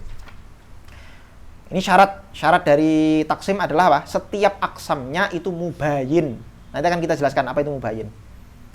Mubayin dengan aksam-aksam yang lain. Falaisa ahadul aksam musawiyan liqismin akhar, maka salah satu aksamnya tidak musawi, tidak setara. Wala a'am wala akhas min qismin akhar. Nanti akan kita jelaskan apa maksudnya a'am, apa maksudnya akhas. Falamma kana at-ta'rifu wat taqsimu 'inda ahli al-fanni yatadammanani hadhihi at-ta'awa allati dzakaraha lak ajazu an tajriya fihima al-munadharah. Karena ta'rif dan taksim itu mengandung klaim yang terselubung, maka otomatis berlaku munadharah di dalam taksim dan ta'rif. Walihada kana hasilul munadharah fi at-ta'rif wa at-taqsim al-i'tirad ala tilka ad-da'awa allati yatadammanuha kullu wahidin minhuma ala ma sataqifu ala bayanihi mufassalan fi mawdhi' insyaallah. Dan insyaallah nanti akan dijelaskan secara terperinci dan lebih jelas. Barangkali kalian sekarang masih ngambang, ini maksudnya apa sih dari tadi ini? Kok bulet ya. Kalau kalian belum paham, tenang. Nanti habis ini insyaallah akan kita jelaskan secara terperinci dan dikasih contoh-contoh yang memudahkan pemahaman. Insyaallah. Wa min huna ta'lam. Dari sini kamu tahu annal murakkab at-tam al-khabari ala dharbain. Murakkab tam khabari, syuf. Murakkab tam khabari ada dua. Imma sharih, imma dhimni. Ada kalanya dia tasrihi, di sini saya katakan sebagai tasrihi sama sharih, tasrihi sama au dhimni. Dhimni nanti ada dua. Wa min huna ta'lam aidan anna alladhi tajri fil munadharah thalathatu anwa'. Berarti yang bisa berlaku munadharah ada berapa? Ada 3 macam. Apa? At-taqsim, at-ta'rif, sama satu lagi apa? Al-qadiyah, murakkab tam khabari yang tasrihi, yang sharih. Itu qadiyah bimakna tam seperti itu. Wa tsalits al-murakkab al-khabari at-tam as-sharih. Wa sanadhu laka naw'in min hadhil anwa' ats-tsalatsah baban nubayyin. Jadi nanti ini sampai akhir nih, sampai akhir kitab cuman bahas 3 hal ini nih. Taksim, ta'rif, murakkab khabari. Cuman bahas 3 ini aja. Yang akan kita bahas nanti. Ya sama nanti di akhir-akhir ada pembahasan tambahan lah, penyempurna. Taksim, apa definisi taksim, ada berapa macam taksim dan seterusnya, cara munadharah dalam taksim bagaimana dan seterusnya. Ta'rif juga sama, apa itu ta'rif, macam-macam ta'rif apa saja, cara munadharah dalam ta'rif apa saja dan seterusnya. Dan nanti yang terakhir murakkab khabari tam, itu juga paling panjang ini nanti. Di sini nanti yang kita bahas adalah itu tadi, al-man'u wal mu'aradah wa an-naqdu. Secara panjang lebar akan kita bahas di situ nanti. Wa sanadhu likulli naw'in hadhil anathababan nubayinu fi awalan ma yajibu ayyakunu alaih thumma nubayyinu fihi ba'da dzalik turuqal munadharah fihi. Pertama-tama nanti tiap babnya akan kita jelaskan 2 hal. Yang pertama, apa yang Dalam taksim, dalam ta'rif, dalam qadhiyah harus diperhatikan apa saja hal yang harus diperhatikan. Syarat-syaratnya apa saja. Yang kedua, setelah itu kita akan menjelaskan bagaimana cara munadharah di situ. Turuqul munadharah. Metode munadharah di situ. Sampai sini ada yang mau ditanyakan? Sebelum kita masuk taksim. Ini karena kitabnya Puan ya. Itu mangkul yang tazim kok seolah-olah dia menjadi mudainya. Yang iyal tazim kan? Ya. Lah ya misalnya saya mengatakan menurut falasifah yang namanya alam itu qadim. Saya mengatakan begitu. Kan saya nukil kan ini. Ya. Oke. Kamu tanya. Oke, menurut falasifah alam itu qadim. Kamu nukil dari falasifah. Kamu ikut percaya nggak dengan klaim itu? Kamu mengamini nggak klaim itu? Iya, saya mengamini klaim itu. Saya percaya sepakat dengan falasifah. Kalau saya sepakat dengan falasifah, artinya saya seolah-olah ikut mengklaim seperti apa yang diklaim oleh falasifah. Sehingga saya juga dituntut untuk apa? Memberikan dalil. Nggak boleh kamu cuman ikut falasifah taklid gitu saja tanpa kamu punya dalil, nggak boleh. Kamu harus tahu dalilnya apa sehingga kamu sama-sama percaya dengan apa yang diyakini falasifah. Kamu nggak boleh meyakini sesuatu padahal kamu nggak tahu apa dalilnya apa. Berarti di sini dia nggak bisa jadi mukallid doang. Nggak boleh. Munadharah itu, oh iya, ini penting ya. Orang yang kalau sudah munadharah nggak boleh taklid. Orang kalau sudah berani munadharah dia nggak boleh taklid. Kalau kamu masih taklid, jangan berani munadharah. Sama kayak guru gembul. Jadi dia berani munadharah, dia berani memunadharahkan sesuatu yang pertama dia hanya taklid di situ, dia bukan ahlinya di situ, dia bukan bidangnya di situ, sudahlah taklidnya nggak sempurna lagi. Ada banyak hal-hal yang sebetulnya dia nggak paham, tapi sok-sokan ngomong aja dia. Menurut Richard Feynman, begini. Ababnya tersinggung ya? Hah? Ababnya tersinggung. Abang guru gembul. Tenang, saya dulu juga pengikut guru gembul. Awal-awal. Lihat channelnya. Tazim ini bisa kita katakan dia sama dengan posisi ketika sudah menjadi mudai. Gimana? Posisinya sama dengan mudai berarti. Yang mana? Si Mangkul yang multazim. Yes. Dia posisinya sama seperti mudda'i. harus bisa memberikan dalil. Yes, harus bisa memberikan dalil. Karena nggak boleh orang hanya nukil, tapi apa? Dengan syarat nukil dan meyakini kebenarannya loh ya. Kalau dia hanya nukil dan tidak meyakini kebenarannya, ya nggak masalah. Berarti di mangkul bil-iltizam ini ada dua ihtimal juga. Yes. Pertama tashihun naql, yang kedua aywa. Tashihun naql dan itsbatut da'wah itu tadi, karena dia menjadi mudda'i. Mafhum? Nanti akan dibahas itu, babnya khusus tuh. Yaltazim sama lam yaltazim apa? Contohnya, yaitu tadi, saya menukil kalamnya falasifah. Saya bilang, menurut falasifah, yang namanya alam semesta itu apa? Qadim. Atau seginilah, menurut Richard Dawkins, Tuhan itu nggak ada. Dalam buku The God Delusion, dia bilang bahwa Tuhan itu nggak ada, misalnya begitu. Maka kalau saya mengatakan demikian, kamu tanya sama saya, kamu percaya nggak dengan kalam itu? Nah, kalau misalnya ternyata saya tidak percaya dengan kalam, oh enggak, saya nggak sepakat dengan Richard Dawkins. Nah, kalau saya nggak sepakat, maka tuntutannya cuma satu aja. Oke, kamu nggak sepakat kan? Terus kamu mengklaim bahwa itu dari Richard Dawkins, kamu menukil Richard Dawkins. Tinggal tashihun naql, kamu nukil di mana? Bener nggak itu kata-katanya Richard Dawkins? Jangan-jangan kamu salah paham sama Richard Dawkins. Selama ini ternyata Richard Dawkins itu dia iman kepada Tuhan, misalnya gitu. Oh enggak, saya jelas saya nukil dalam bukunya The God Delusion, satu lagi itu Selfish Gen dan seterusnya. Berarti gimana? Nah, bentar. Yang kedua, saya nukil Richard Dawkins dan saya ikut mengimani. Menurut Richard Dawkins, Tuhan itu nggak ada. Kamu percaya nggak? Kamu sepakat nggak dengan? Ya, saya sepakat. Menurut saya juga benar sih Richard Dawkins benar. Nah, ketika saya mengatakan Richard Dawkins benar, berarti kan saya mengklaim bahwa Tuhan tidak ada itu benar, sebagaimana klaimnya Richard Dawkins. Maka saya dituntut untuk apa? Berdalil. Pertama tashihun naql dulu, yang kedua baru berdalil. Perbedaannya berarti yang satu meyakini, Yang satu nggak yakin. Ya, udah gitu aja. Ini kalau kamu tahu prakteknya, gampang sebenarnya. Kalau kamu tahu prakteknya ya, gampang sekali, mudah sekali. Hanya saja sayang sekali, jarang orang yang mempraktekkan. Jarang orang mau mempraktekkan model munadharah semacam ini. Kalau ala bil-iltizam ini tadi, dia cuman tahu cuman nggak mengaminin doang. Yes. Dia hanya nukil saja tapi nggak mengamini. Seperti kayak kita menukil kol syas gitu. Ya, betul. Saya nukil qaul yang syadz. Qaul tafsir tapi syadz, atau qaul madhab fikih tapi syadz, atau qaul qaul nahwu tapi syadz, misalnya begitu. Saya hanya nukil saja, saya nggak ikut mengamini ini benar atau salah, saya hanya nukil saja. Lah itu ya kamu nggak diminta untuk apa? Memberikan dalil. Makanya dalam nahwu itu kan banyak sekali. Wakila, wa hadza syadzun. Gimana tuh? Di Alfiyah itu kan sering kan disebutkan dalam Alfiyah itu. Walaitani fasya walaitina dhara wa ma ala kiswakun mukhayyara fil bagati ran khafa min ya'ani wa enggak. Wa fi ladunni qalla wa fi qatni wa qatnil hadfu aidan qad yafi. Qalla itu qalla. Ada yang syadz apa? Syadza itu loh. Asma'us sittah.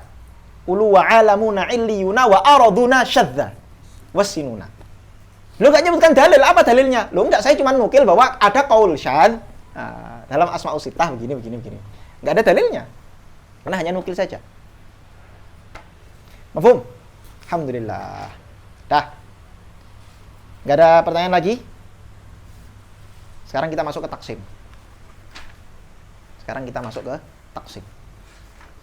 Taksim paham ya? Apa taksim itu? Bisa kegambar gak? Apa itu taksim? Nah, ya pembagian.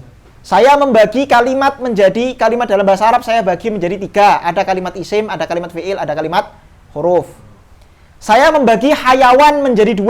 Ada hayawanun natik dan ada hayawanun ghairu natik. Itu namanya taksim.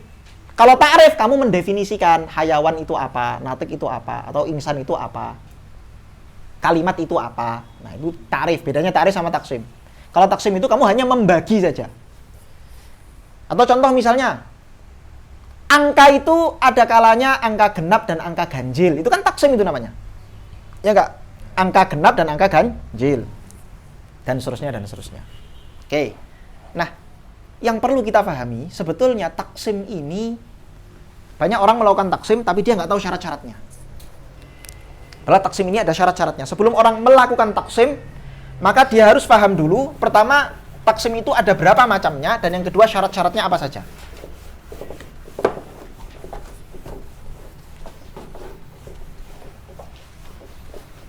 Supaya nanti ketika orang melakukan taksim dan dia salah dalam melakukan taksim, kita bisa melakukan munadharah dengan cara yang benar.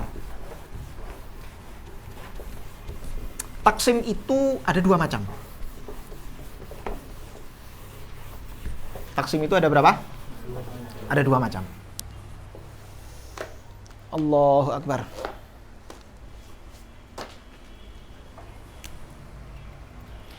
Secara bahasa dulu deh, taksim. Secara bahasa maknanya adalah ja'lu syai'i aqsaman. Ja'lu asyai'i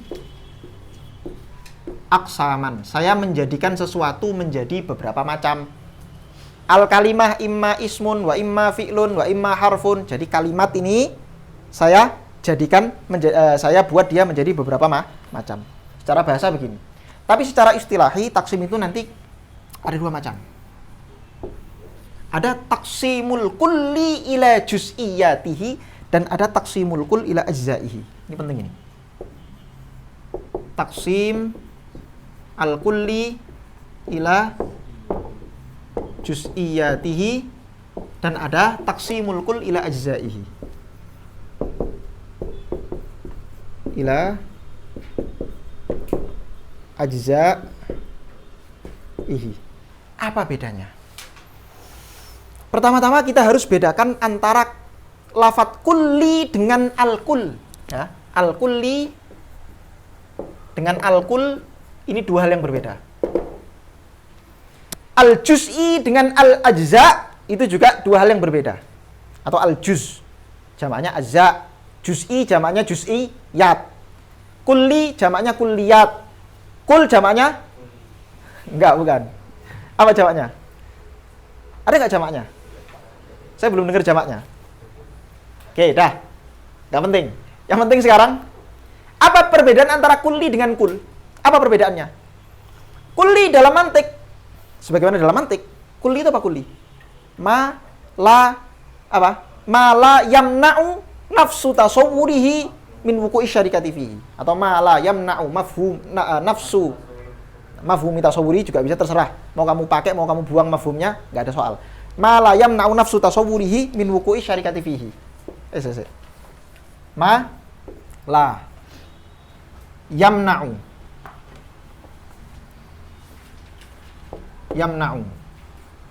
nafsu tasawwurihi min wuqu'i asyarikah fihi. Ini ta'rif definisi dari kulli. Sekarang al-kul. Nanti baru saya jelaskan. Al-kul itu apa al-kul? Ma yatarakkabu min ajza'in. Ma yatarakkabu min ajza'in. Syuf. Apa bedanya? Sekarang misalnya, coba kamu lihat kursi. Tahu kursi ya? Kursi. Kursi tahu kursi ya? Benda namanya kursi, tahu kan? Kursi itu terbuat dari apa? Atau tersusun dari apa saja kursi itu? Kayu dan paku. Anggaplah ini kursi paling sederhana. Kamu gak usah ada catnya, itu pikir terakhir.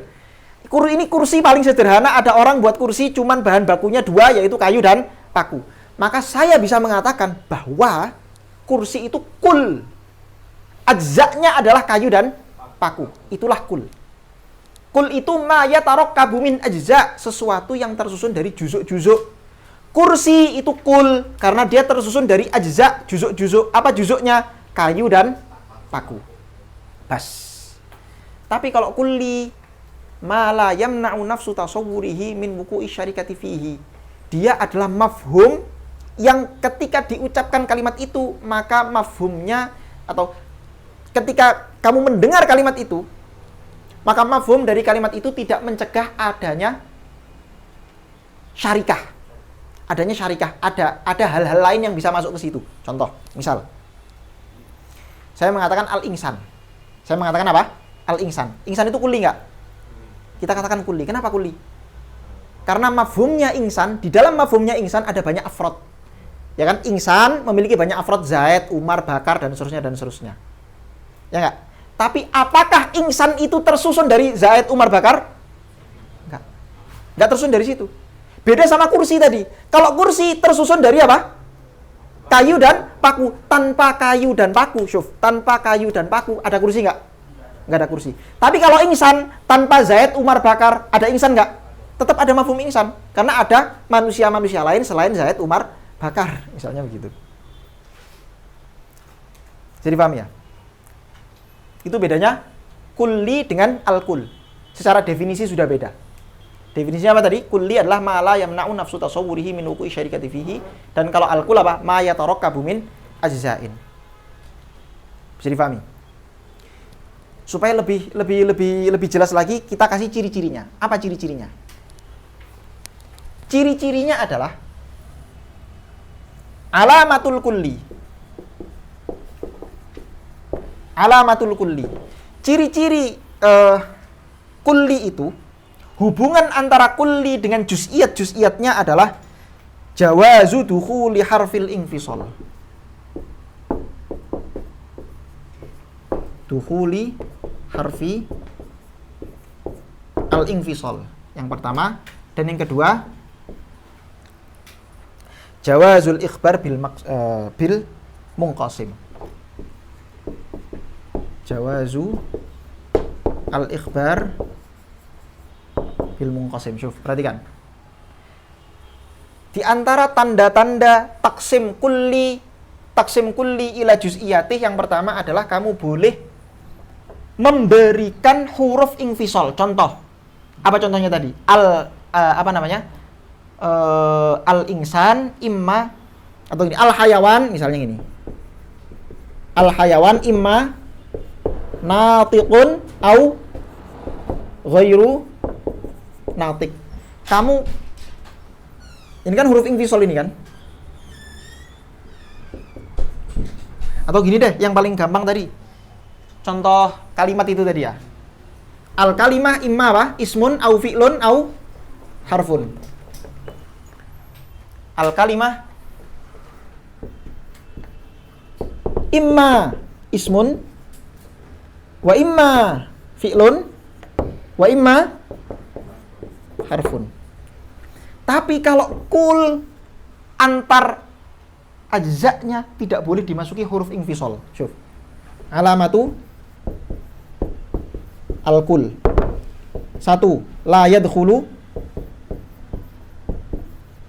harfu al-infisal. Apa tadi contohnya? Taqsimul kull ila ajza'ihi, contohnya apa? Al-kursi imma, al-kursi huwa khosyabun wa mismar. Khosyab itu apa? Kayu. Mismar itu apa? Paku. Jadi al-kursi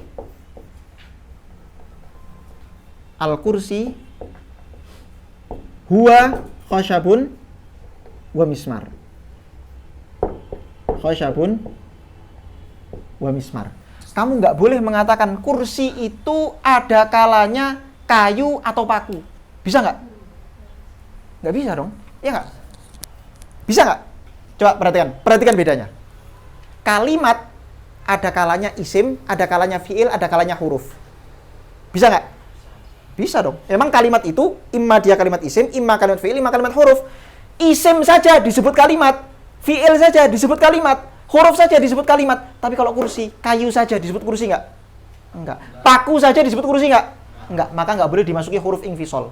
Huruf infisal itu au, am, imma itu huruf infisal. Tapi kalau wawu itu bukan huruf infisal, huruf atof itu maksudnya huruf penjumlahan, apa namanya? Di antara maknanya atof itu apa? Menjumlah itu loh. Ya. Mutlaqul jam'i. Jadi bukan infisal. Kalau infisal itu imma. Ada kalanya begini, ada kalanya. Berarti kalau infisal itu takhir. Kamu boleh memilih nih salah satunya saja. Tapi kalau wawu di makna mutlaqul jam'i harus ada dua-duanya. Baru jadi kayu dan paku. Baru jadi kursi. Yang kedua jawazul ikhbar bil munqasim. Jadi boleh kamu begini. Al ismu huwal kalimah. Al ismu huwa al kalimah. Kamu boleh menjadikan maksimnya menjadi khobar daripada kisemnya. Maksim menjadi khobar daripada kisem. Isim adalah kalimat, betul nggak? Betul dong. Fi'il kalimat bukan? Kalimat. Huruf kalimat bukan? Kalimat. Tapi kalau ini boleh nggak kamu menjadikan maksim sebagai khobar dari kisemnya? Nggak bisa. Jadi kamu nggak boleh mengatakan misalnya apa? Aywa, al-khosyab huwa kursi, al-mismar huwa kursi. Jadi di sini la yajuzu al-ikhbar bil munqasim. Ini barangkali kalian masih ada yang bingung mengenai istilah-istilah ya. Jadi ini istilah ini harus dihafalin ya. Jadi ada istilah maksim, ada istilah aksam, ada istilah qasim atau nanti ada mauridul qismah. Syuf. Saya mengatakan al-hayawan atau al-adat ada dua. Al-adat imma apa? Fardun au zaujun. Zaujun. Emang zauj, ya kan? Angka itu ada kalanya fardun ganjil wa imma zaujun genap. Syuf. Ini yang saya taksim disebut sebagai maksim. Maksim atau mauridul qismah. Mauridul qismah. Fardun dan zaujun ini disebut qism. Qismnya. Atau jamaknya qism adalah aksam. Hubungan antara nisbat antara zauj dengan fardun ini ya, alaqah baina al-aqsam disebut qasim. Jadi nanti saya mengatakan zauj huwa qasimu fardin. Zauj adalah qasimnya si fard. Nanti saya mengatakan zauj adalah kalau dinisbatkan kepada adat berarti zauj adalah qism daripada apa? Adat. Paham nggak maksudnya? Zauj adalah qismnya adat dan qasimnya si fard.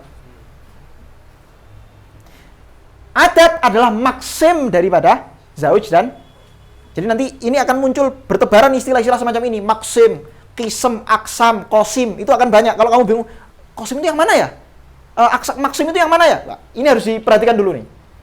Jadi yang paling atas yang kamu bagi itu mauridul qismah atau maksim. Mauridul qismah atau maksim. Tiap kismahnya disebut qism, jamaknya aksam. Hubungan antar satu kismah dengan kismah lain qasim. Sehingga nanti ada qasim. Qasim nama orang. Qasim. Kalau Qasim nama orang bukan Qasim begini tulisannya, tapi Qasim. Nah. Dah. Ya dah, ini istilah-istilahnya. Jadi la yajuzul ikhbar bil munqasim. Munqasim itu yang kamu tidak boleh menjadikan si munqasim itu maksim juga sama. Kamu nggak boleh menjadikan maksimnya sebagai khobar untuk apa? Untuk kisemnya, untuk aksamnya. Syuf. Di sini contohnya apa tadi?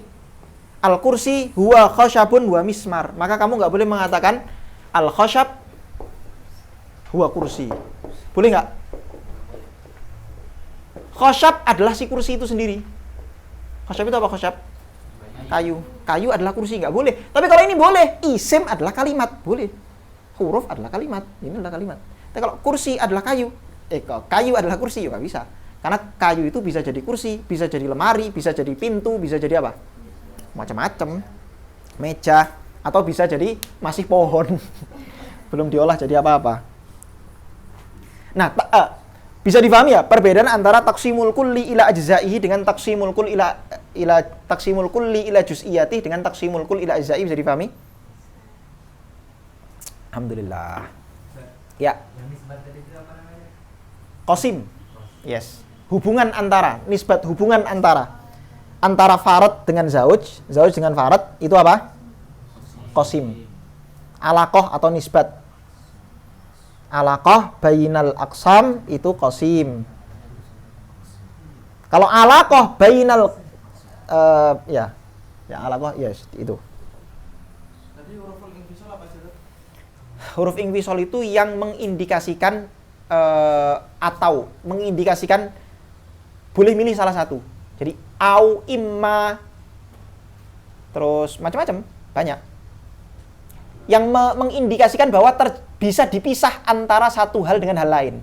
Satu kisam dengan kisam lain, antara aksamnya itu bisa dipisah. Lah itu harful invisal. Kenapa? Am juga sama.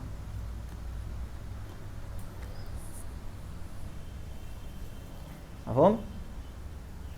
Alhamdulillah.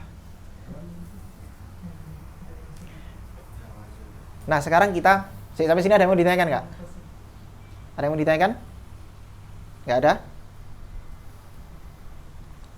Berapa menit? 1 jam 20. Cuma lama juga ya? Ngapain aja kita tadi? Oke. Sat-sat, bismillah. Ini saya hapus. Ini kalian hafalkan aja. Ada maksim, mauridul kismah, kisem, jamannya aksam, hubungannya nanti antara aksamnya hubungannya namanya qasim. Oke, sekarang taqsimul kulli ila juz'iyatihi. Taqsimul kulli ila juz'iyatihi. Definisinya apa definisinya? Definisinya adalah dhammu quyudin mutabayinatin. Dhammu quyudin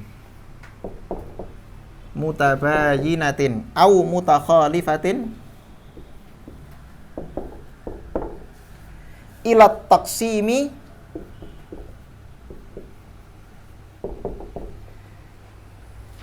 litahsili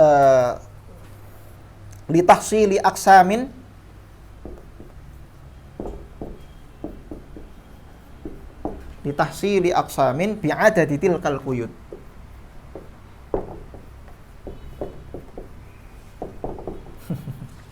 Apa maksudnya? Gampang aja sebetulnya. Taqsimul kulli ila juz'iyatih itu adalah kamu menambah qayyid, dhammu quyudin, menambah qayyid. Di mana qayyid itu mutabayyinah atau mutakhalifah. Nanti akan kita jelaskan apa itu mutabayyinah, apa itu mutakhalifah. Kamu menambah qayyid ila taqsim, menambah qayyid pada taqsim.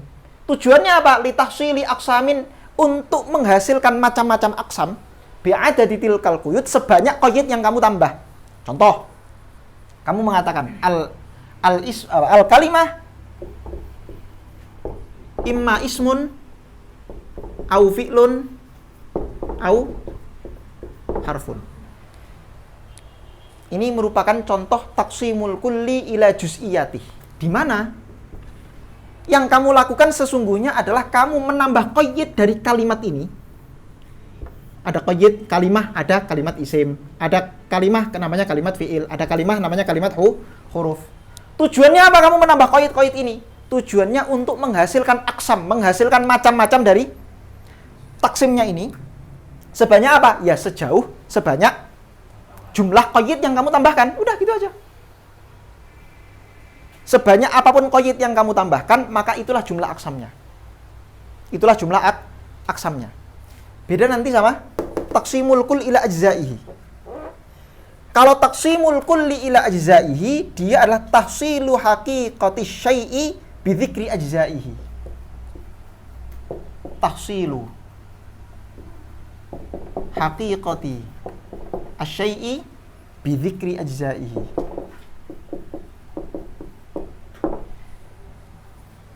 Taqsimul kull ila ajzaihi ini kamu memang betul-betul pengen mengetahui hakikat dari maksim dengan cara menyebutkan seluruh ajzanya. Apa hakikat kursi? Maka kamu lihat apa saja ajza dari kursi dan kamu ambil ajza itu sebagai kamu gunakan untuk menyebutkan taksim. Ya kan? Al-kursi huwa apa? Apa tadi? Khasyab wa mismar. Coba perhatikan perbedaan antara dua taksim ini. Di taksim yang taqsimul kull ila ajzaihi ini, yang kamu lakukan apa coba? Kamu menyebutkan dua ajzanya kursi, atau kamu menyebutkan ajzanya si kursi. Tujuannya kamu ingin mengetahui hakikat kursi itu dia tersusun dari apa saja. Maka nanti ada syaratnya. Syaratnya kalau taqsimul kull ila ajzaihi, syaratnya kamu harus menyebutkan semua ajzanya, nggak boleh ada yang kurang satupun. Misalnya, apa itu rumah? Maka kamu harus menyebutkan, kalau kamu mau mentaksim rumah, kamu harus menyebutkan semua ajzanya rumah. Oh, genteng, ada tembok, ada lantai, ada semua ajzanya kamu sebutkan. Itu namanya apa? Taqsimul kull ila ajzaihi. Tapi kalau kulli ila juz'iyati, kamu menambah qayyid saja. Menambah qayyid. Dan nanti ada perbedaannya. Maksudnya, ya dari awal kan sudah kita jelaskan perbedaan antara kulli dengan kul kan. Jadi harusnya kebayang, oh kulli itu maksudnya begini. Kalau kulli itu berarti yang saya taksim itu adalah ada satu mafhum, yang mafhum ini dia kulli, sehingga saya taksim berdasarkan qayyid-qayyidnya. Contoh yang lain misalnya, saya mengatakan al-hayawan atau al-adat tadi itu ya. Al-adat, adat itu kan mafhum kulli kan? Jumlah. Sekarang bisa nggak adat ini kira-kira ditaksim secara kul ila ajzaihi? Bisa nggak? Nggak bisa. Karena kamu harus menyebutkan semua angka-angka yang ada mulai 1 sampai juta miliar triliun, nggak ada habisnya itu. Nggak akan ada habisnya. Atau min-minnya juga min 0, nggak ada min 0. Min 1, min 2, min 3, min terus sampai min miliar dan seterusnya. Nggak ada habisnya. Jadi kalau kamu mau mentaksim adat ya taksim kulli ila juz'iyati. Kamu lihat kira-kira juz'inya dari si adat ini apa saja. Oh, juz'inya adalah adat itu ada kalanya dia apa? Farad atau zauj. Di bawahnya nanti ada banyak afrod lagi. Farad itu angkanya apa saja misalnya. Oh, farad itu angkanya yang nggak bisa dibagi 2. 1, 3 dan seterusnya. Bisa difahami ya sampai sini ya? Oke, ini definisinya. Sekarang macam-macamnya. Taqsimul kulli itu masih ada apa? Nauk-nauknya lagi. Syuf. Oke. Nauknya apa saja? Ada 2. Anwa'nya. Anwa' taqsimul kulli ila juz'iyati bisa kita lihat dari 2 perspektif. 2 sudut pandang. Pertama, bin nazar ila tabayunil aqsam wa takhalu fiha. Bin nazari ila tabayunil aqsam wa takhalu fiha.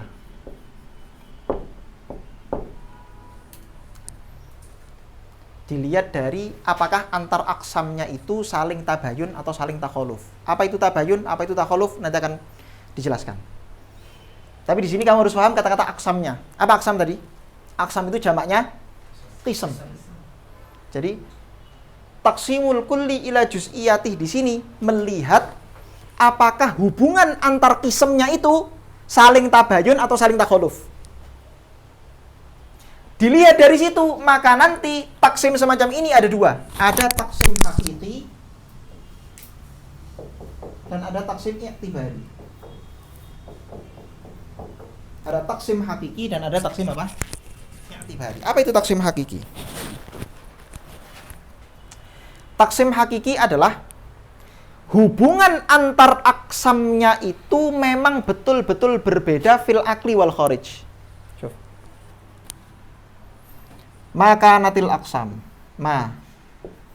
kanat al aksam mutabayinah aklan wa kharijan. Secara akli, fil akli wa fil kharij berbeda sama sekali. Contohnya apa contohnya? Saya mengatakan az-zawiyah imma haddah, kalau imah dulu, qaimah au haddah au munfarijah. Syuf, zawiyah itu apa zawiyah? Sudut. Saya katakan sudut itu ada 3 macam. Imma dia sudut siku-siku, qaimah itu sudut siku-siku. Sudut siku-siku itu berapa derajat? 90 derajat. Sudut siku-siku itu begini ya. Nih sudut siku-siku. Nah, ini sudut siku-siku ini 90 derajat.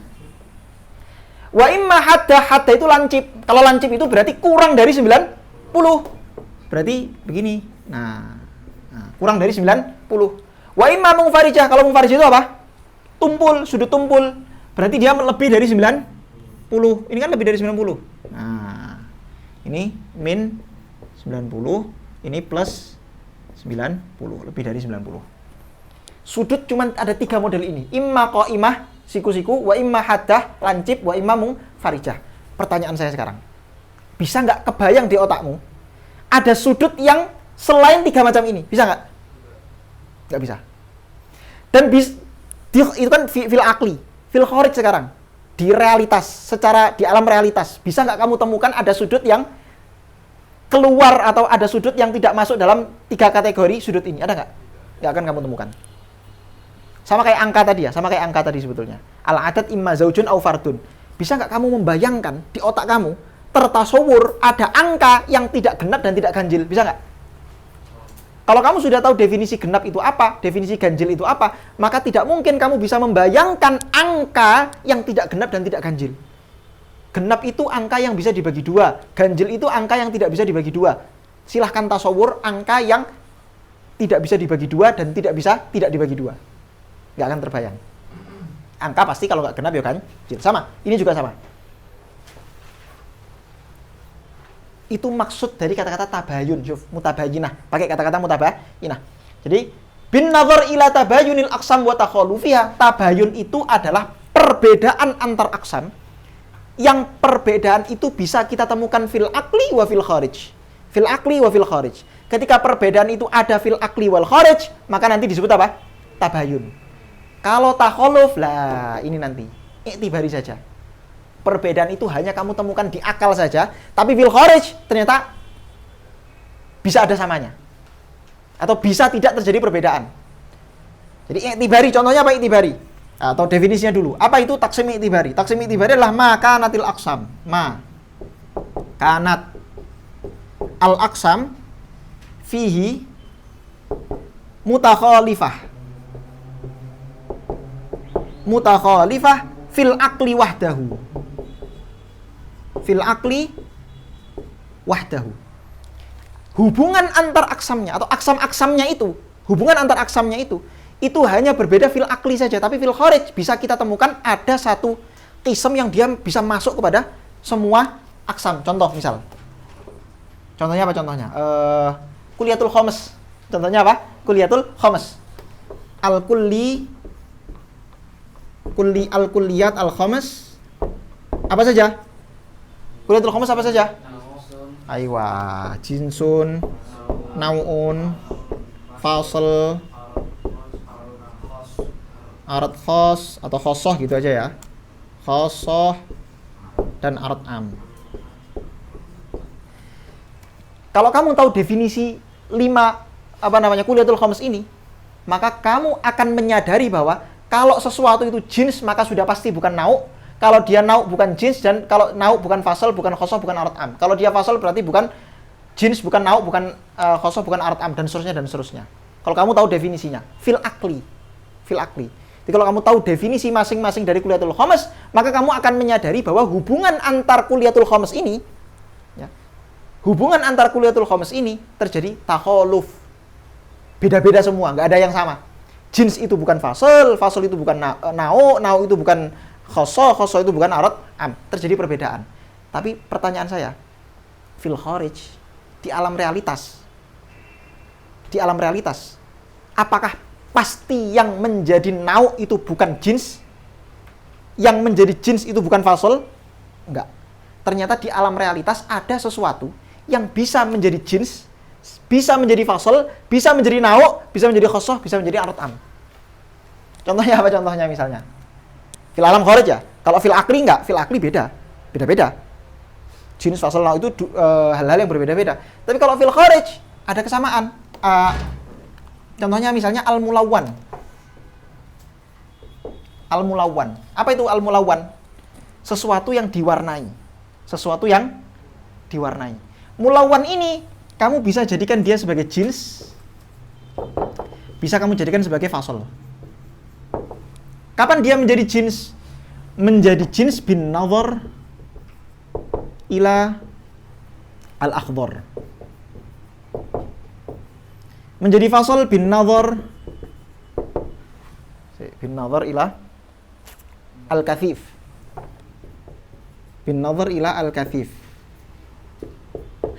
Perhatikan coba. Mulawan itu apa tadi? Yang diwarnai. Sekarang saya tanya, kalau misalnya saya tanya, apa itu akhdar? Hijau, iya, hijau. Apa itu hijau? Coba definisikan akhdar, hijau. Al-akhdar huwa al-mulawwan bil khudrah, betul? Al-mulawwan bil khudrah. Sesuatu yang diwarnai dengan warna hijau. Berarti mulawwan di sini jadi apa dia? Jadi jins. Ya kan? Ini jinsnya, ini fasolnya. Ini jinsnya, ini fasol. Bisa dipahami nggak maksudnya? Tapi ketika kamu nisbatkan, kamu lihat dari sudut pandang kathif, maka mulawwan ini bukan jadi jins tapi jadi fasol nanti. Contohnya apa? Apa itu definisi kathif itu apa? Al-kathif huwa al-jismu al-mulawwan. Kathif itu apa kathif? Kathif itu kan artinya apa? Kathif itu artinya apa toh? Kasar. Saya tanya, apa definisi kasar? Oh, kasar adalah jisim yang bisa diwarnai. Untuk membedakan dari jisim ada kathif, ada satu lagi apa? Latif. Satu lagi latif. Latif itu jisim yang lembut. Jisim lembut itu tidak bisa diwarnai. Contohnya apa? Udara. Udara itu jisim nggak? Udara itu jisim. Udara itu apa? Jisim. Udara itu jisim. Bisa diwarnai nggak udara? Bisa. Ayo coba tolong warnailah udara ini. Nggak bisa. Nah. Jadi asap itu udara bukan? Bukan. Asap itu bukan udara. Tapi dia latif ya. Gini, oke, saya bantah begini. Kita praktekkan adabul bahthi wal munadharah. Saya tidak sepakat kalau misalnya apa namanya? Yang ada warnanya itu asapnya, yang ada warnanya bukan asapnya. Yang ada warnanya itu adalah asap itu, saya tidak sepakat kalau asap dimasukkan ke dalam jisim latif. Asap itu jisim kathif. Asap itu apa? Jisim kathif. Asap bukan jisim latif. Karena definisi jisim kathif itu segala yang ada warnanya. Selama dia ada jisim kathif. Selama dia ada warnanya, berarti kita katakan dia kathif, selesai. Berarti selama misalnya kamu katakan, "Loh, ini ada apa? Apa tadi? Asap. Asap ada warnanya, berarti dia jisim kathif, bukan jisim latif." Bisa dipahami nggak maksudnya? Kita tinggal rubah aja definisinya. Enak kan? Nah, kalau tahu adabul bahthi wal munadharah, debat semacam itu enak. Nah, bisa berkilah-kilah. Tapi ilmiah ya, nggak sembarangan. Jisim kathif dan jisim. Nanti di kitab akan banyak sekali contohnya dan akan mudah. Dah.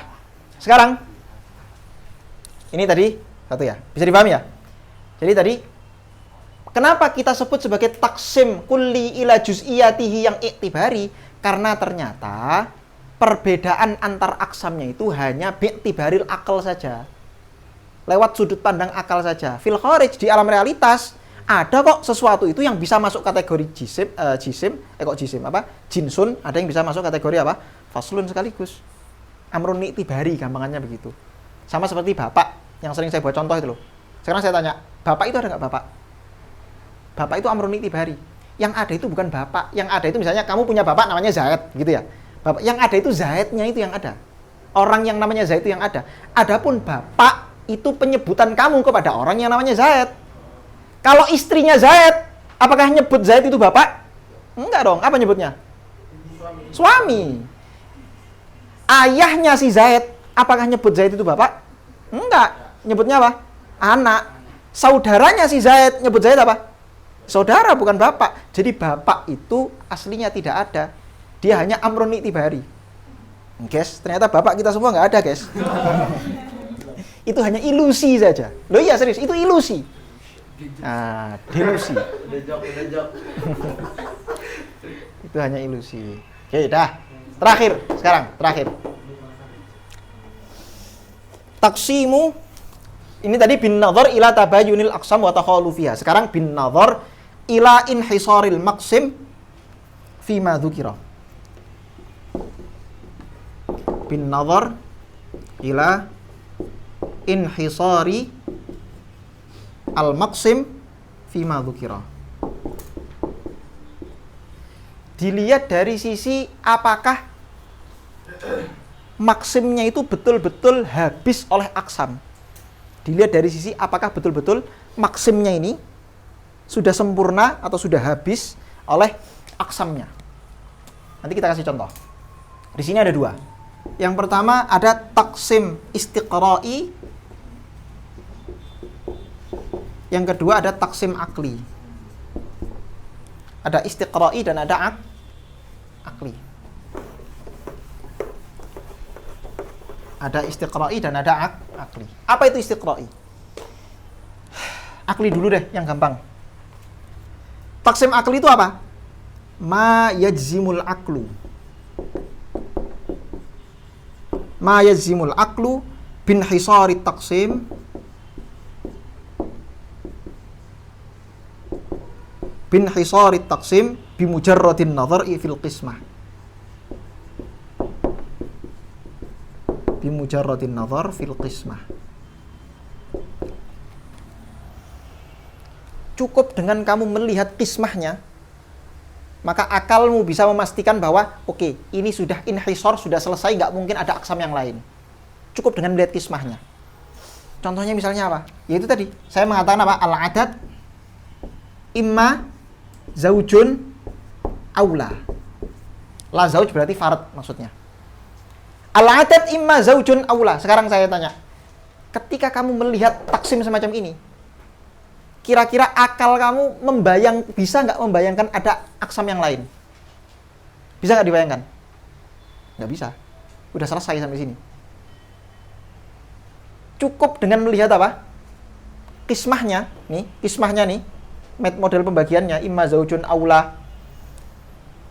Pokoknya semua qismah yang mesti ada kalimat-kalimat aula, au ghairuhu, itu pasti taksim akli namanya. Ciri-cirinya. Nanti akan kita bahas. Ciri-cirinya taksim akli itu apa? Taksim akli itu ciri-cirinya antar aksamnya itu ada kalimat aula begitu. Contoh saya mengatakan, alam semesta ini cuma 2 kategori saja. Saya membagi alam semesta hanya dengan 2 kategori. Apa itu? Alam semesta itu ada kalanya kursi dan selain kursi. Alam semesta itu isinya cuma 2 kategori, imma kursi, imma selain kursi, ghairu kursi. Sekarang coba bayangkan ada hal di alam semesta yang bukan kursi dan bukan selain kursi. Bayangkan. Kecoa, kursi apa bukan? Bukan kursi, berarti dia masuk ke aula itu tadi. Simpanse, bonobo, kaleng keropok, pohon pisang, itu apa? Kursi bukan? Bukan kursi, masuk situ semua. Malaikat, jin, kita semua ini hayawanun natik, masuk kursi bukan? Bukan, berarti masuk itu semua. Taksim akli pasti inhisor, selesai. Pasti inhisor. Nggak mungkin ada Nggak mungkin ada cukup akal kita mendengar model taksim semacam itu. Akal kita tidak memungkinkan ada hal yang belum masuk di situ. Pasti sudah selesai, sudah masuk di situ semua. Ini cara paling licik kalau mau melakukan taksim. Aula, selesai. Semua bisa kamu jadikan taksim akli. Misalnya al-kalimah imma, mana tadi? Al-kalimah imma ismun fi'lun ini. Al-kalimah, kamu katakan al-kalimah imma ismun aula, selesai. Aula itu memasukkan fi'il dan huruf di situ, sudah. Ya enggak? Nah, itu kalau mau licik. Kalau mau licik begitu caranya.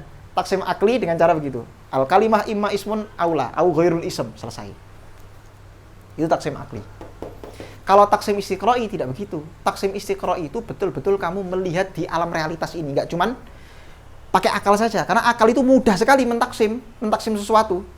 Tinggal ini aula, ini aula, selesai. Dan selainnya, atau selainnya. Tapi kalau taksim istiqra'i, betul-betul kamu harus melihat secara istiqra'i. Kamu melihat afrod-afrodnya, kamu temukan semua afrodnya, baru kamu taksim. Contohnya apa? Ya ini tadi. Contohnya kalimat ini tadi. Syuf. Maka istiqra' ini definisinya apa? Ma yajuzu al-aqlu ma yajuzul aqlu fihi wujudu qismin akhar. Lakinnahu idza nadhara ilal mawjudat fi'lan atau kepanjangan. Dah gini aja. Ma yajuzul aqlu fihi wujudu qismin akhar lakin la bil fi'li. Nah, dah ringkas. Syuf. Contohnya apa contohnya? Contohnya adalah al-kalimah imma ismun au fi'lun au harfun. Perhatikan. Kalimat itu ada kalanya isim, fi'il atau huruf. Ketika kamu mendengar taksim semacam ini, pertanyaannya, akalmu memungkinkan nggak adanya kisem-kisem yang lain, aksam-aksam yang lain? Mungkin? Mungkin banget, sangat-sangat mungkin. Beda sama ini tadi loh. Al-adad imma zaujun aula tadi loh. Kalau kamu mendengar taksim al-adad imma zaujun aula, kira-kira mungkin nggak akal kita membayangkan ada kisem yang lain? Mungkin? Nggak mungkin. Tapi kalau al-kalimah imma ismun au fi'lun au harfun, akal kita memungkinkan nggak? Memungkinkan. Tapi kalau kamu teliti bil fi'li, kamu teliti sungguh-sungguh, di kalam-kalam Arab, semua kalam Arab, kamu nggak akan menemukan ada kalimat selain 3 macam ini. Isim fi'il huruf. Ada isim fi'il, nggak isim fi'il masuk kalimat isim. Isim fi'il masuk kalimat isim. Selesai. Nah, itu bedanya istiqra'i dengan apa? Akli. Dan nanti ini bisa kamu rubah-rubah. Bukan dirubah-rubah ya. Bisa istiqra'i ini bisa kamu jadikan akli. Seperti tadi yang saya katakan, al-kalimah imma ismun aula. Masuk dia ke taksim akli. Tapi kalau kamu berani mentaksim semacam ini, ismun au fi'lun au harfun, itu artinya kamu sudah mengklaim bahwa taksim kamu ini sudah jamik dan sudah manik. Fil waqi'. Mafhum? Adapun ini taksim kul ila ajzaihi cuman satu dia, nauknya cuman satu. Nauknya cuman satu. Apa itu nauknya? Nauknya cuman satu, yang itu adalah hakiki istiqra'i saja. Hakiki istiqra'i. Nau'uhu hakiki istiqra'i.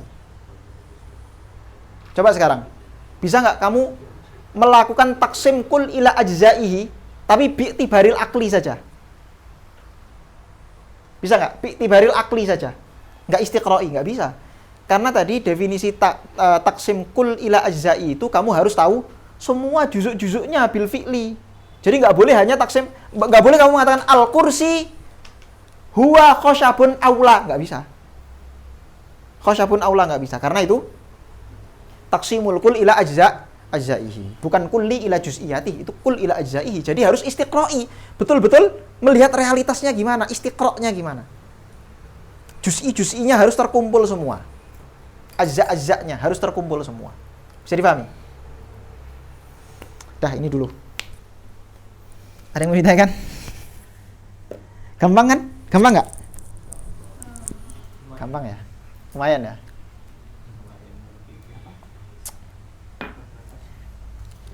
Besok insya Allah kita masuk ke syarat-syaratnya, baru nanti cara munadharahnya bagaimana. Jadi yang hanya bisa dimunadharah itu yang ini istiqra ini. Semua bisa dimunadharah. Semua bisa munadharah. Semua bisa munadharah. Tapi nanti ada syaratnya beda-beda. Syaratnya beda-beda.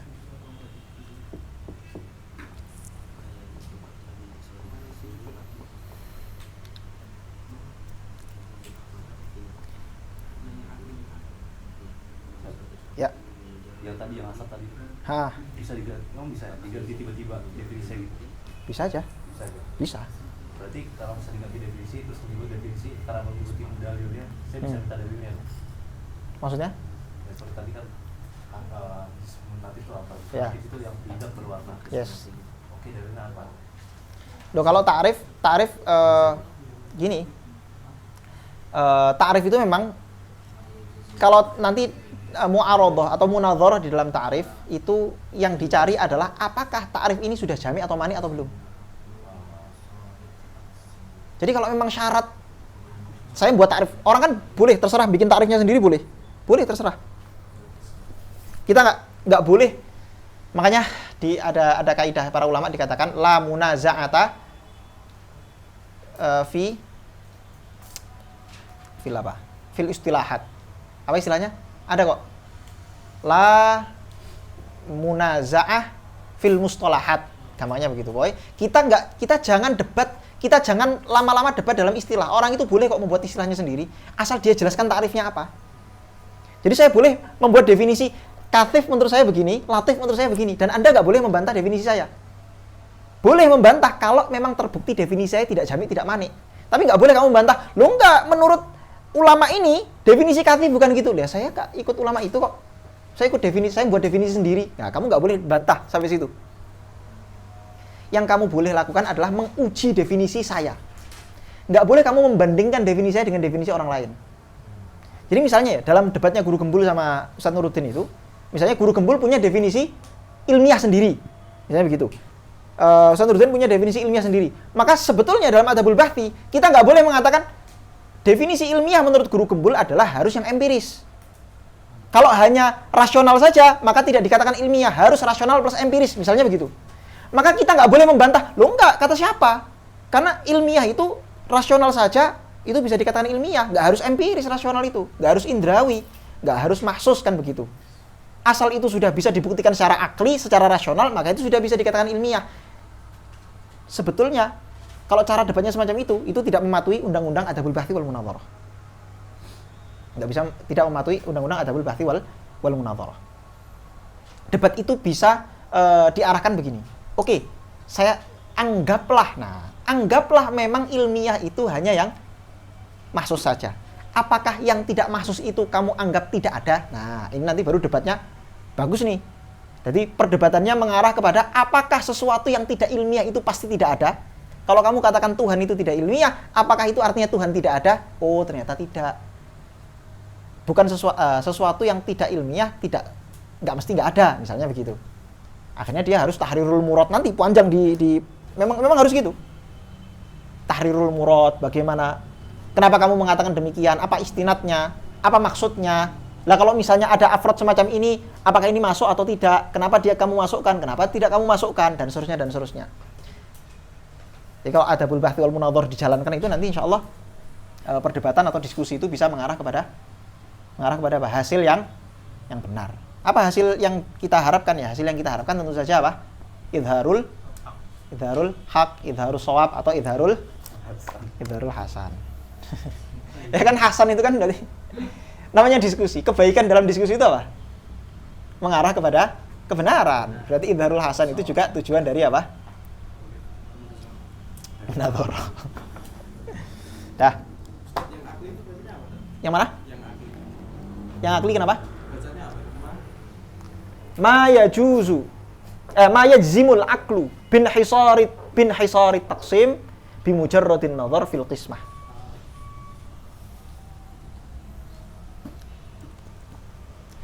Nanti ini kalau kalian masih agak bingung-bingung, coba nanti kalian lihat lagi rekamannya gitu kan. Ini nanti rekamannya di sini diupload terus nanti saya kirim ke kalian. Yang kemarin udah dikirim kan? Udah dikirim kemarin. Nah, alhamdulillah. Untuk mutolaah dan apa namanya? Kalian dengarkan, kalau masih ada iskal, nah nanti ditanyakan. Dah.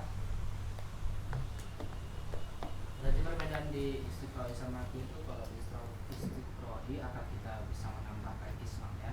Tapi kalau akli nggak bisa. Nggak bisa menambahkan kismah. Dibatasi. Nggak bisa.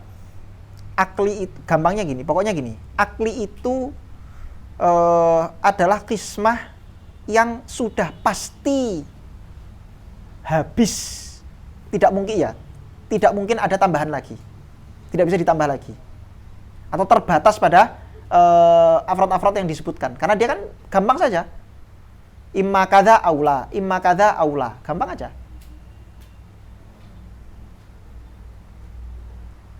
Bimujarradil akli, cukup dengan kita menalar dengan akal saja, nggak usah lihat realitas.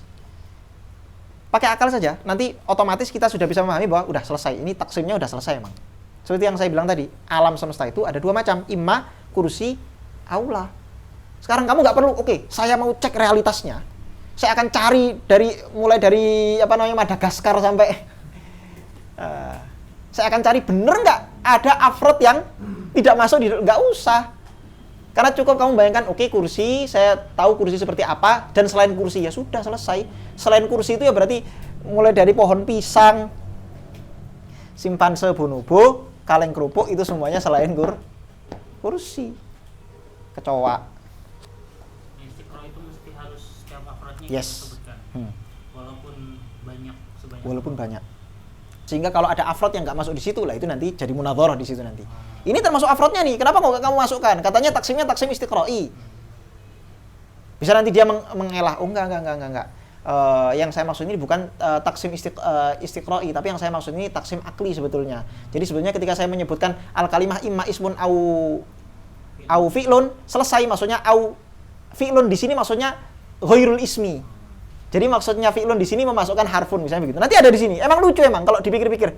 Kok aneh-aneh toh masa kayak gitu? Ya, emang harus dilatih. Harus dilatih seperti itu supaya pertama kalau orang mengklaim sesuatu itu kita tidak mudah untuk menyalahkan sekaligus tidak mudah untuk apa? Membenarkan. Dipikir dulu. Oh, jangan-jangan dia kemungkinan dia bilang gini itu dia mafhumnya begini, jangan-jangan mafhumnya begini. Sehingga kita tidak mudah menyalahkan, tidak mudah apa? Membenarkan, dan itu penting. Sikap ilmiah semacam itu penting. Orang yang tergesa-gesa menyalahkan itu biasanya ilmunya kurang luas. Yang tergesa-gesa membenarkan itu ilmunya kurang dalam. Karena dia nggak tergesa-gesa membenarkan itu berarti ilmunya kurang dalam sehingga dia nggak tahu ternyata ada perincian-perincian. Kalau kamu dalami lagi perincian-perincian itu, kamu akan tahu bahwa oh ini keliru nih, ini nggak pas nih. Orang alim ahli ilmu itu orang yang bersikap objektif sesuai dengan ilmu, tidak mudah menyalahkan dan tidak mudah apa? Membenarkan. Mafhum? Ada yang mau ditanyakan sampai sini? Sudah? Al-Fatihah. Alhamdulillah.